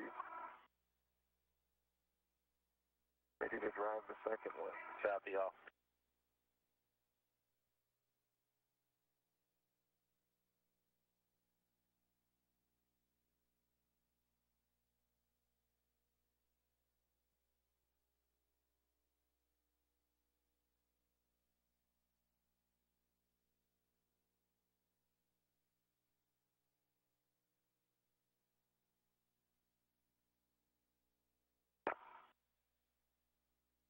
12.32 turns, 19.6 foot-pounds, green torque LED. Copy all. So we're in the 12 plus slightly turn range, both bolts, good torques on both bolts. A couple turns below expected like we saw before on at least one of the bolts by the count. So it appears that our turn, you have correct methodology. We can see that in the cameras, and that the real turns is by experiment 12.3. All right. Dave, I have the fish finger that has the handrail and the whip removed from the bag, and I'm going to transfer the camera out of there also, and then start burying stuff. Yeah, good idea. If you get access to the handrails or the whips, we can do them in any order you'd like. Probably the bag will dictate to us what the best order is. Hey Dave, the LTAP cover is Velcroed back on. Thank you, Tom. That completes the LTAB reconfiguration. Houston, IV and EVs, the LTAB reconfig is complete. Your go for heater activation. Houston copies, and we see good connectivity on FVE. And with that LTAB reconfig complete, congratulations, you guys just completed the Jeff assembly. Well, that is a big deal. That is a huge deal. You guys have a fabulous space agency, and it's an amazing laboratory, both internal and at vacuum that you have. It's been a privilege to work with you to complete it. Yes, and I can verify from up close it is indeed a beautiful laboratory. Yes, it is. Perhaps the best, among the very best in space. Thank you guys for getting the porch out on behalf of JAXA and the Japanese community. I'd like to thank you guys. Good object. A privilege.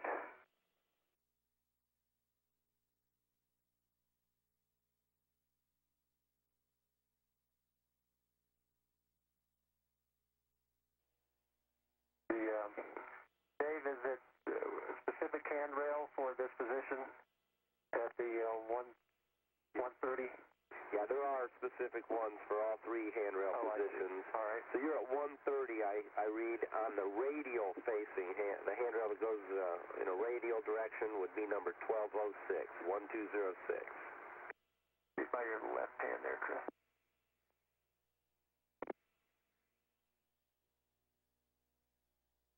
You'll install it from inboard to outboard, radially outwards, with the arrow on the backside, pointing outwards.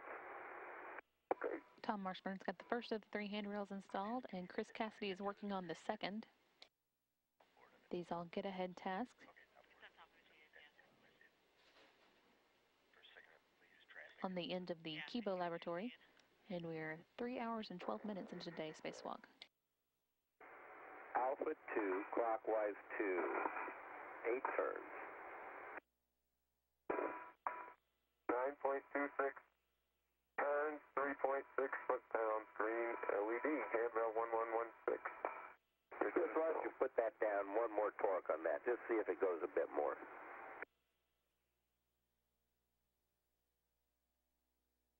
It's more than a bit slip. 3.9. 3.9, thanks. And the only other thing would be the wire tie caddy, right? That would be it, and maybe you have enough with you, or Tom does. How many long wire ties? You have, what, 4, Tom? 3. 3, I have 2, that's 5. We were anticipating, that was one of my earlier tasks, and I was anticipating just using one per side. Good. Yeah, life would be a lot better if we didn't have to get that wire tie caddy up. I think you have plenty. Roger that. Mission Specialist Tom Marshburn installing the last of those three handrails here on the end of the Kibo laboratory.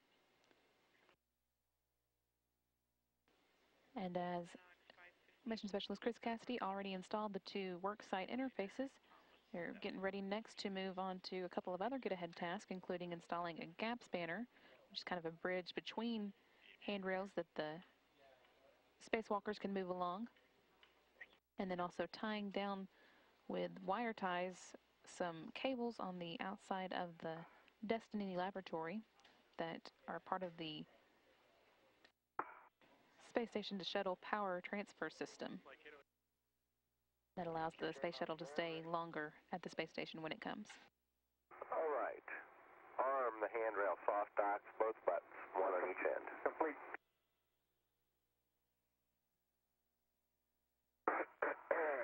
Unit bolt torqued out at 3.8 and 9 3/4 turns. Say again, please. Torqued out at 3.8 and 9 3/4 turns. Which bolt? Does the zenith.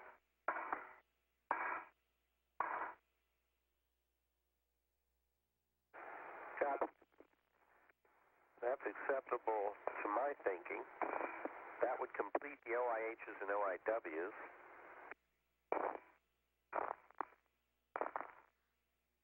That's the last of the handrails to install on the Kibo laboratory here, and the worksite interfaces are already done, so that will end that get-ahead task.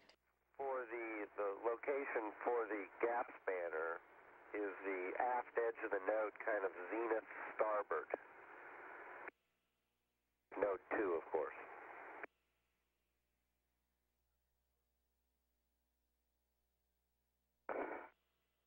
Here, let me go.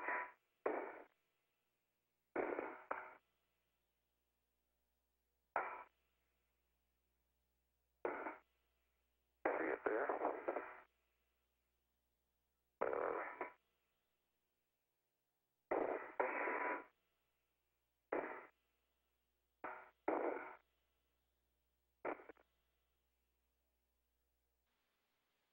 Mission Specialist Tom Marshburn here, still working to tie down the cables on the Destiny laboratory, while Chris Cassidy has picked up an adjustable foot restraint that he's going to install on the P1 truss as a get-ahead to help the next crew that comes to the International Space Station, STS-128, when they are going to be replacing an ammonia tank assembly in that area.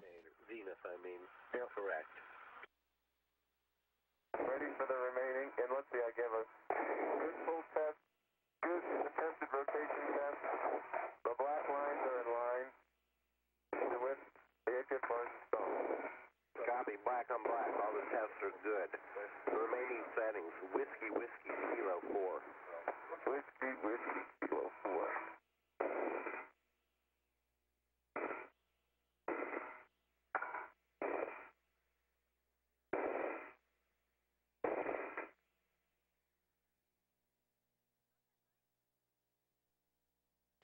Once this last task is done, the two spacewalkers will both be back on their way to the Quest airlock to wrap up today's spacewalk, the final of 5 on the STS-127 mission.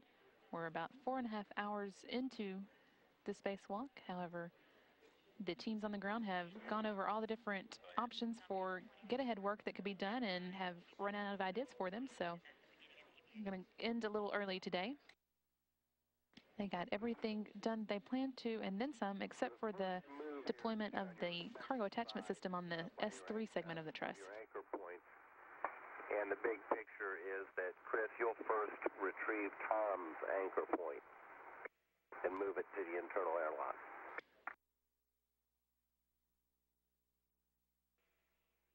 On the spur.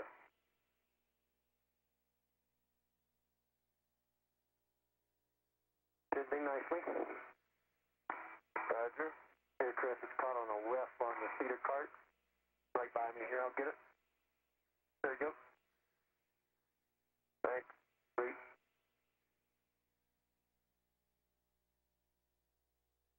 Just to reiterate, there's no adjustable tether in this position anymore that we were using. Copy.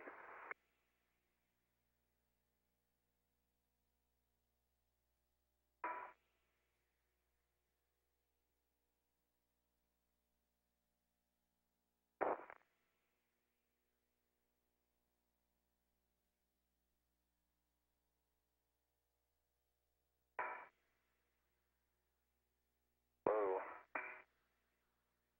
A lot of stuff. Yeah.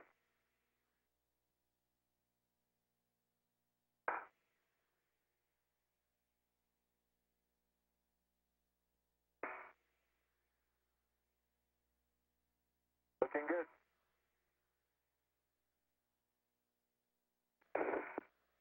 Endeavour and station on the Big Blue from Houston. Go ahead, Aki. Hey guys, great job on the 5 outstanding EVAs. Dave, Tim, Tom, Chris, we're all very happy to work with you. It was a privilege, and congratulations for 5 successful EVAs. Hey, thanks, Aki and Holly and everyone else down there. Great job today, and of course our back who got here today, Pete Johnson, New York, Jay Berger, Jake, Megan Murphy, and Allison Bollinger stepped in. A lot of help. Thanks a lot. Thanks for the kind words. Thanks, Houston. Looking forward to seeing you on deck. Hey guys, Roman and I are sitting here and we're pretty awed by this whole thing. The whole team put together these 5 EVAs. The two of you have done just an outstanding effort. What you've accomplished over the last year and a half. To accomplish particularly the EV1 rolls in the last few days, we're just beside ourselves, busting proud. So with that, Tom, take one look last out for this mission at the ground, and you're cleared to close the hatch and lock the hatch, and I will turn it all over to the airlock for your repress. Thanks, Dave. Thanks a lot, Dave. If tomorrow all the things were gone I'd worked for all my life, and I had to start again with just my children and my wife. I thank my lucky stars to be living here today, 'cause the flag still stands for freedom, and they can't take that away. And I'm proud to be an American, where at least I know I'm free. And I won't forget the men who died, who gave that right to me. And I gladly stand up next to you and defend her still today. 'Cause there ain't no doubt I love this land. God bless the USA. Good morning, Endeavour. Chris, that song was for you. Good morning. Thank you. We are proud to be Americans and are proud to be here working, ready to undock, and have a great day. Copy and concur. And here begins a tour from the cockpit of the Space Shuttle Endeavour with its mighty commander and pilot eating breakfast all the way to the service module. Or with a look outside at the Canadian Army, of course. Of course.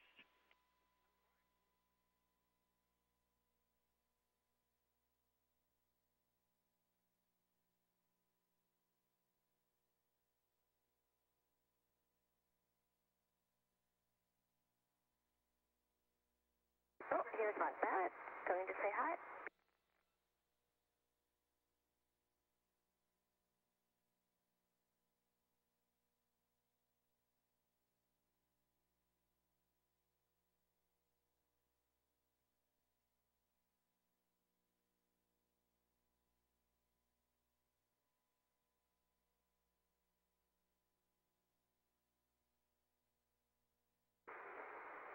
Here's the bit dead before the storm. It doesn't look like that right now anymore.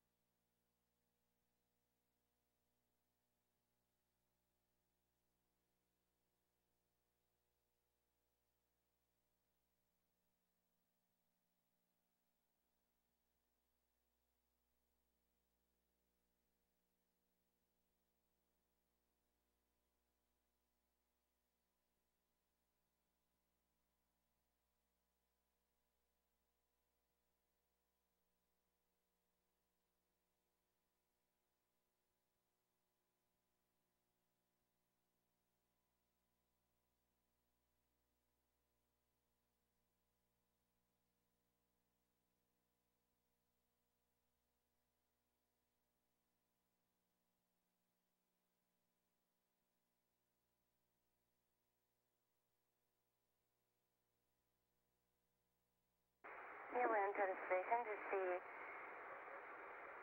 Bob Thirsk passing by. And right behind new station crew member Tim Copra doing something in his crew quarters. This is the Columbus module.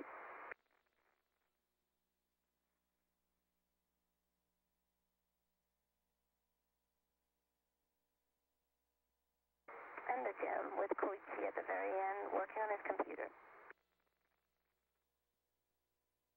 Nice to see a space station full of crew members everywhere. That was the case. I guess Tim is still looking for something in his cubbyhole.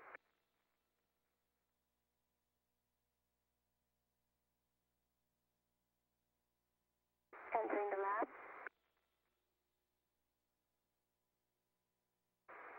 Oops, almost a collision with Frank Devine.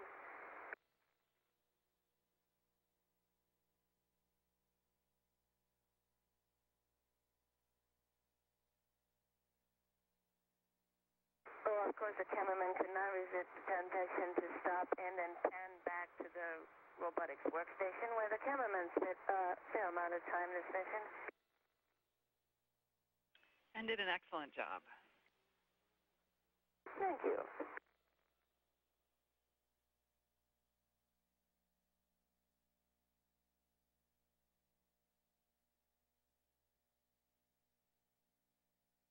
Here's Joe waiting for his turn to get into the airlock.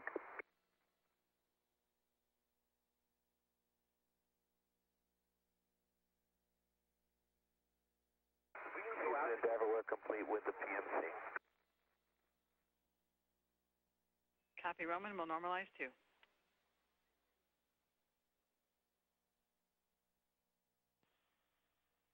Here's the dinner table in Node 1.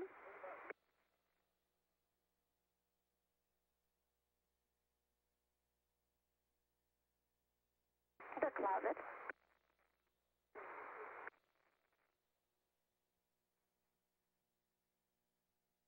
And here we enter the Russian segment. The first open hatch has the Soyuz from the crew of 6. So Bob, Roman Romanenko, and Frank Devine.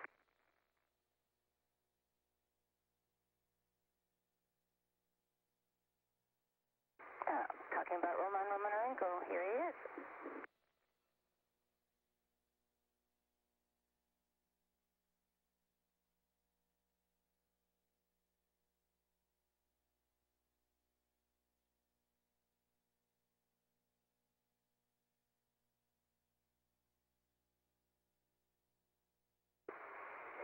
Coming through the second GAA, again the hatch is open through all the way to a Soyuz capsule. This one is the original one for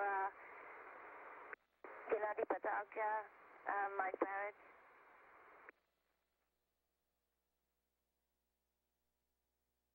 It's also the DC one, the docking compartment for Russian EVAs. Continuing into the service module, here's Gennady Patalka.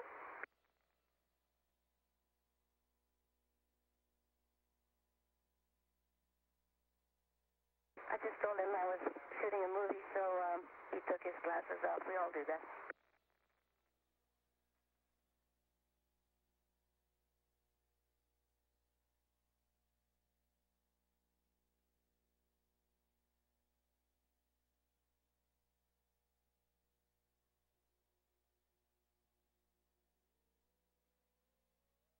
This is where the TVIS is, the treadmill. And this is where the Progress is going to dock, I guess, tomorrow.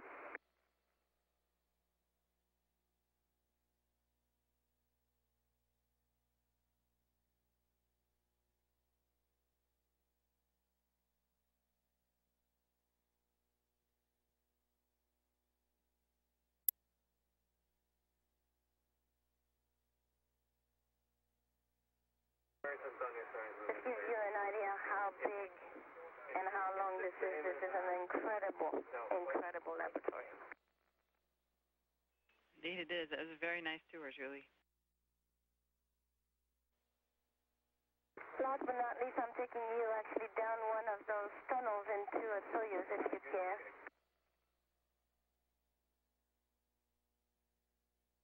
It is tiny. Indeed it is.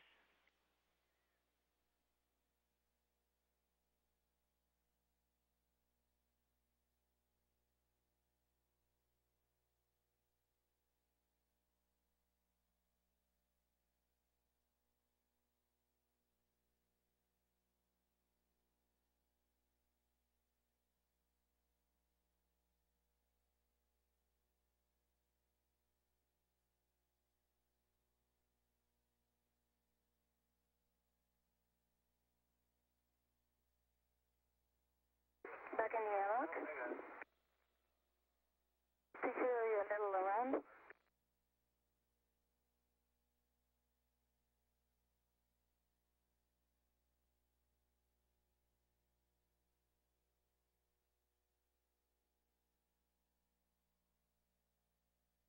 And here's the hatch that this crew has opened and closed 5 times on this mission.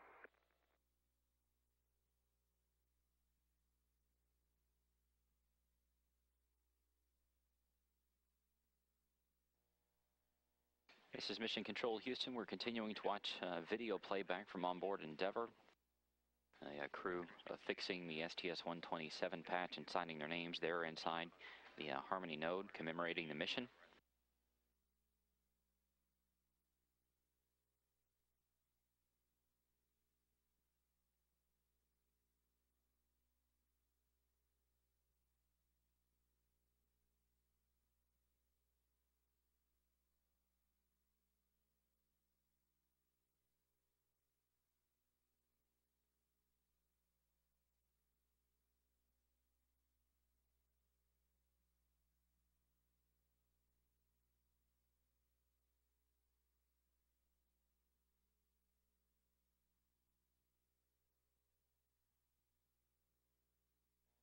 Little sticker patch ceremony in the airlock.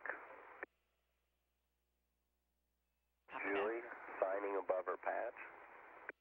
Our patch above her name. In the airlock, the joint airlock. Chris, who went out with Tom in the last EVA, the last 2 EVAs actually.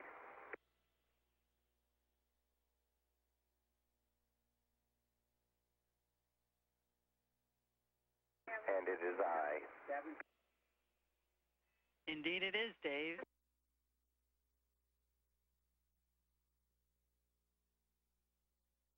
The representative from the crew of Endeavour, we just wanted to go ahead and take this opportunity to extend our warmest thanks to Gennady, Station Commander, to all the crew members of the International Space Station that will be here after we depart.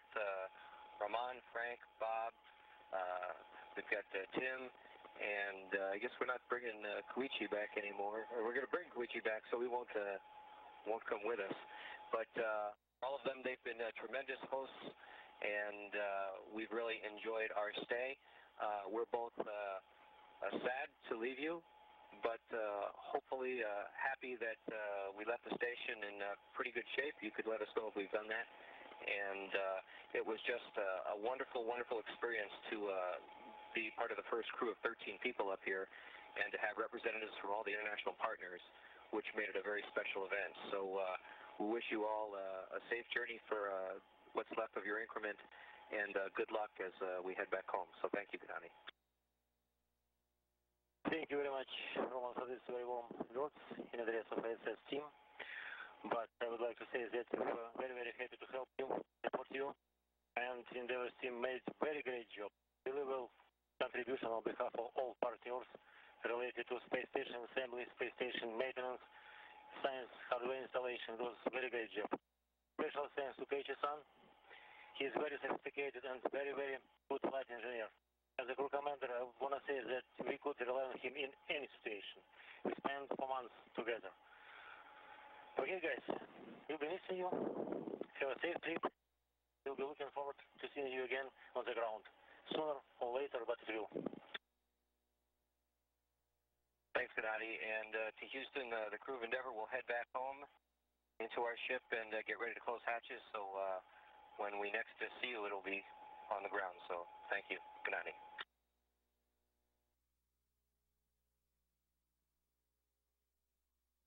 Houston copies all, and really enjoyed watching this event. Thanks.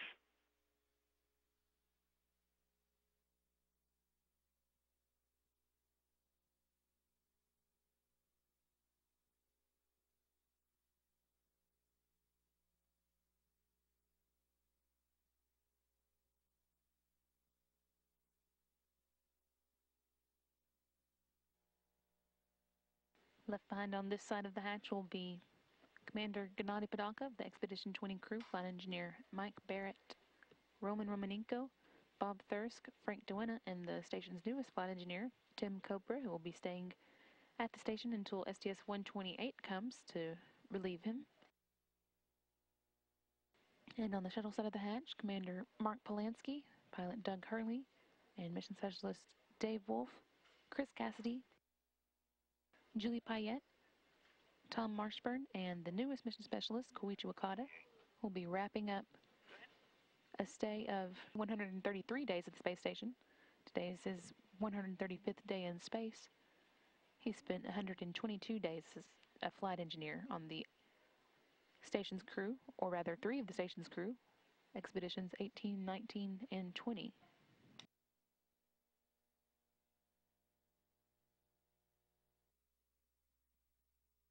Hello, Houston. This is the farewell ceremony that you saw on video already. And as we park, coming down the hatch backwards, here comes Doug.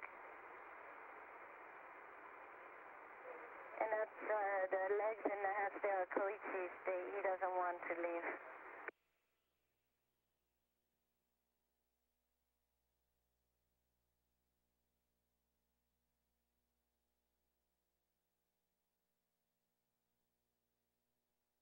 And here he is. Koichi is safely in Space Shuttle Endeavour, followed by the commander.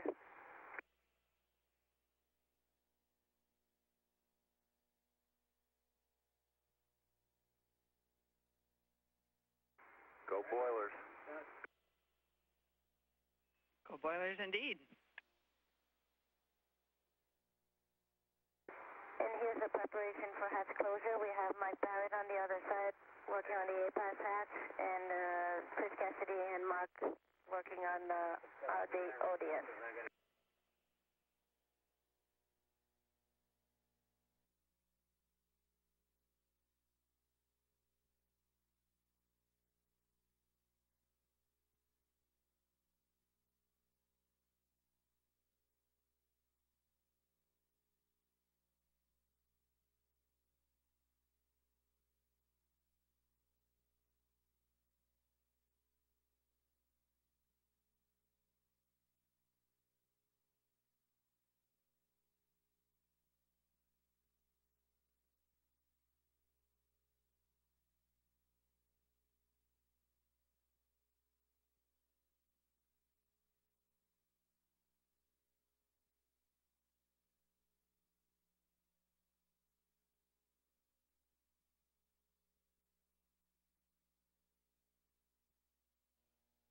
Houston, Endeavour on the big loop, looking for a go for undocking.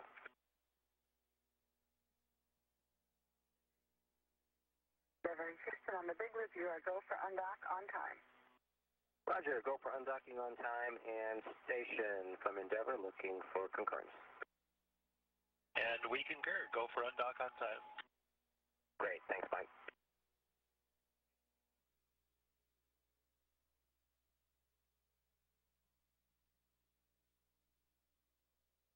Houston Station, Endeavour on the big loop, we have physical separation. Houston copies. Station copies. Endeavour and the International Space Station now backing away from each other. The 2 spacecraft passing 218 miles above the Indian Ocean.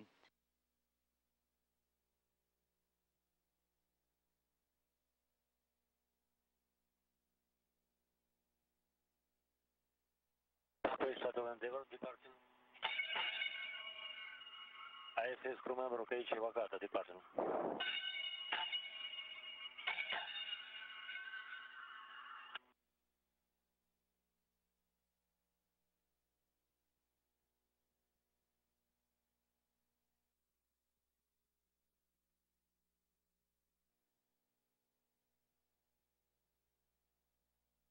This view from the centerline berthing camera is pressurized mating adapter number 2 and the Harmony node continue to back away.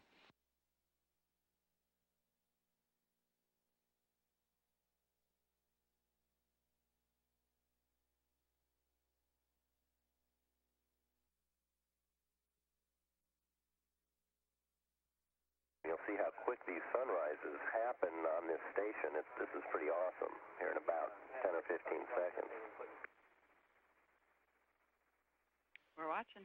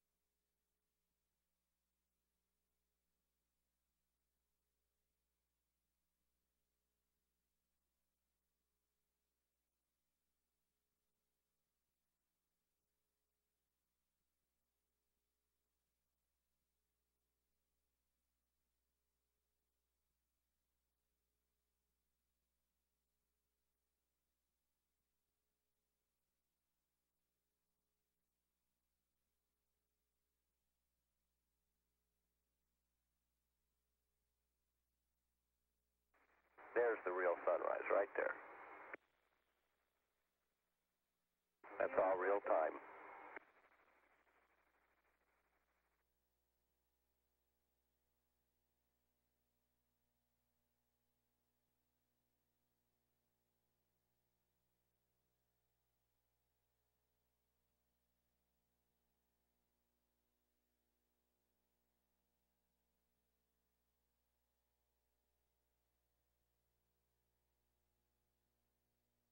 And there you see Shuttle Endeavour at the very bottom of the screen beginning its fly around of the station complex. It's at a distance of about 470 feet right now. It will complete 1.5 revolutions of the station.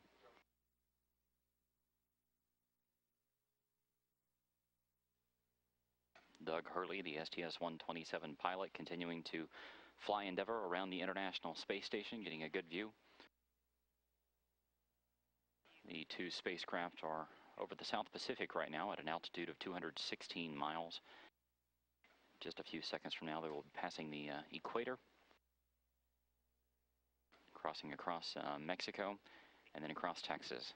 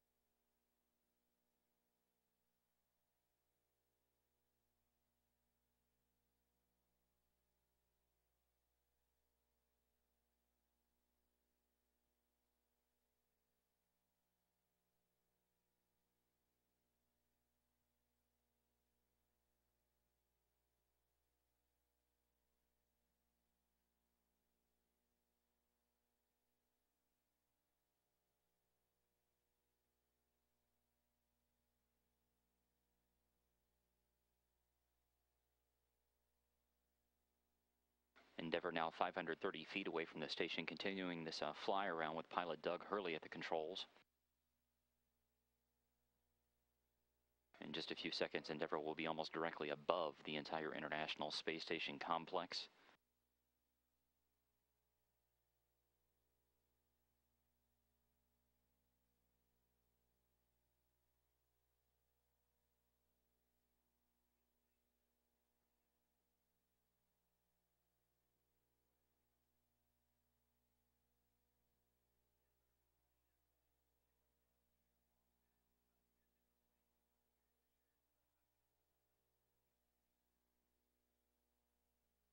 Getting a good view now of the entire 240 feet wingspan of these solar arrays on both the left and right side of the station. You can also see at the top part the new exposed facility mounted there to the Kibo laboratory.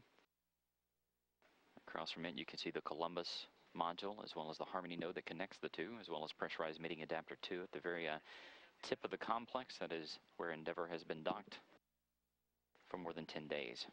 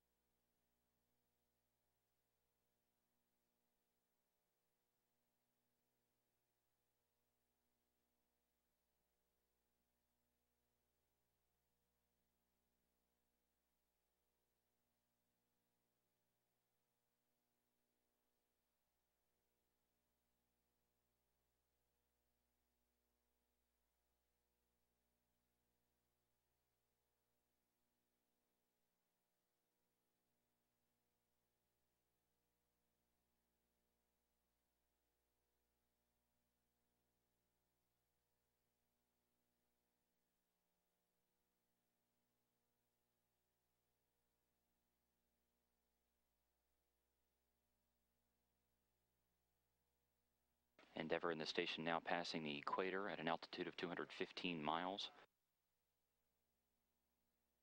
In just a few seconds, Endeavour will be directly above the station, looking straight down on the entire complex. And in a few minutes, you'll see the western edge of Mexico begin to make its appearance.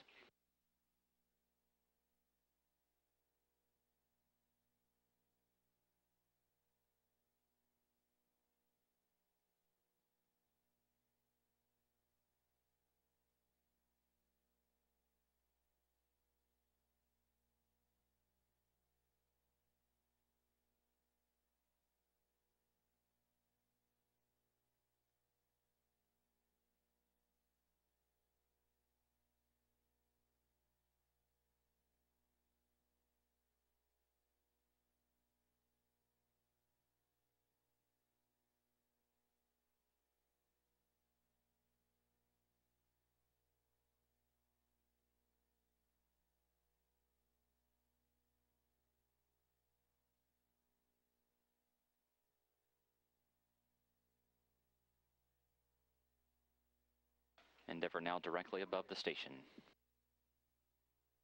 In just a few seconds we're going to lose this video view, but we will still have sequential video from the shuttle.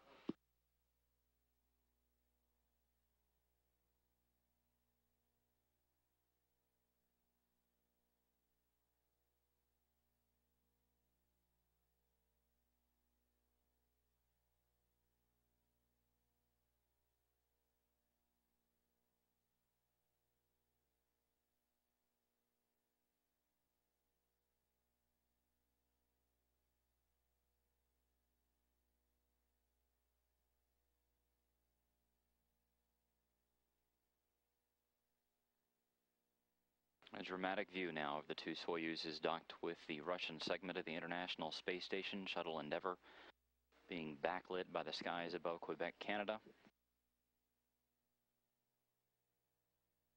The shuttle is continuing its loop of the International Space Station. It's completed about 225 degrees now.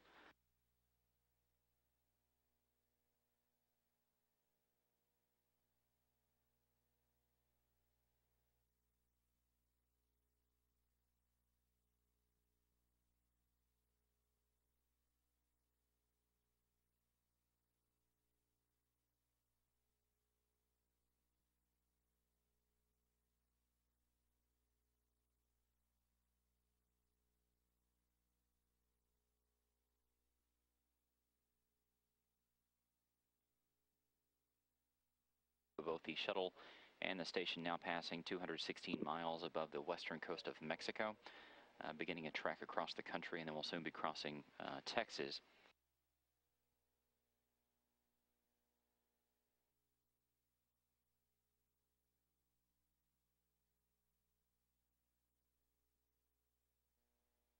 There's our good pilot, fly arounding.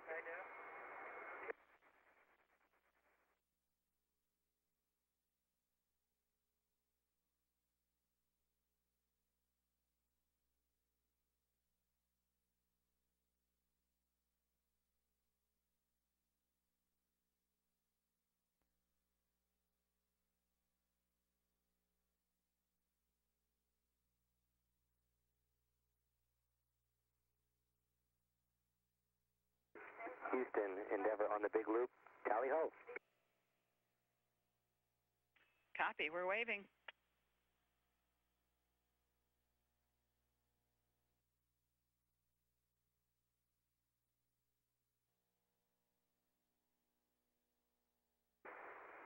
Houston and station on the big loop. We have completed the radial burn TIG at 12/20, :30:30. And to our friends on the International Space Station, we'd like to go ahead and bid you farewell. And fair sailing ahead, guys, until the end of your increment. It's been a tremendous honor and privilege to be a part of the mission with you. So we'll see you when you get home. Thanks very much, Roman. It was an absolute pleasure hosting you. You made us bigger and better, and we were really glad to have you here. It seems awfully quiet here now without you, and we will be watching your landing with great anticipation. Godspeed you on your way home. Löste sich das Shuttle um 19:26 mitteleuropäischer Zeit von der internationalen Raumstation ISS. Die Landung auf dem Weltraumbahnhof Cape Canaveral im US-Bundesstaat Florida ist für Freitag vorgesehen. An Bord sind 7 Astronauten. Und nun weitere Meldungen des Tages zusammengefasst. Jungfernflug. Die von Milliardär Richard Branson entworfene Touristenraumfähre ist zu Testzwecken erstmals abgehoben.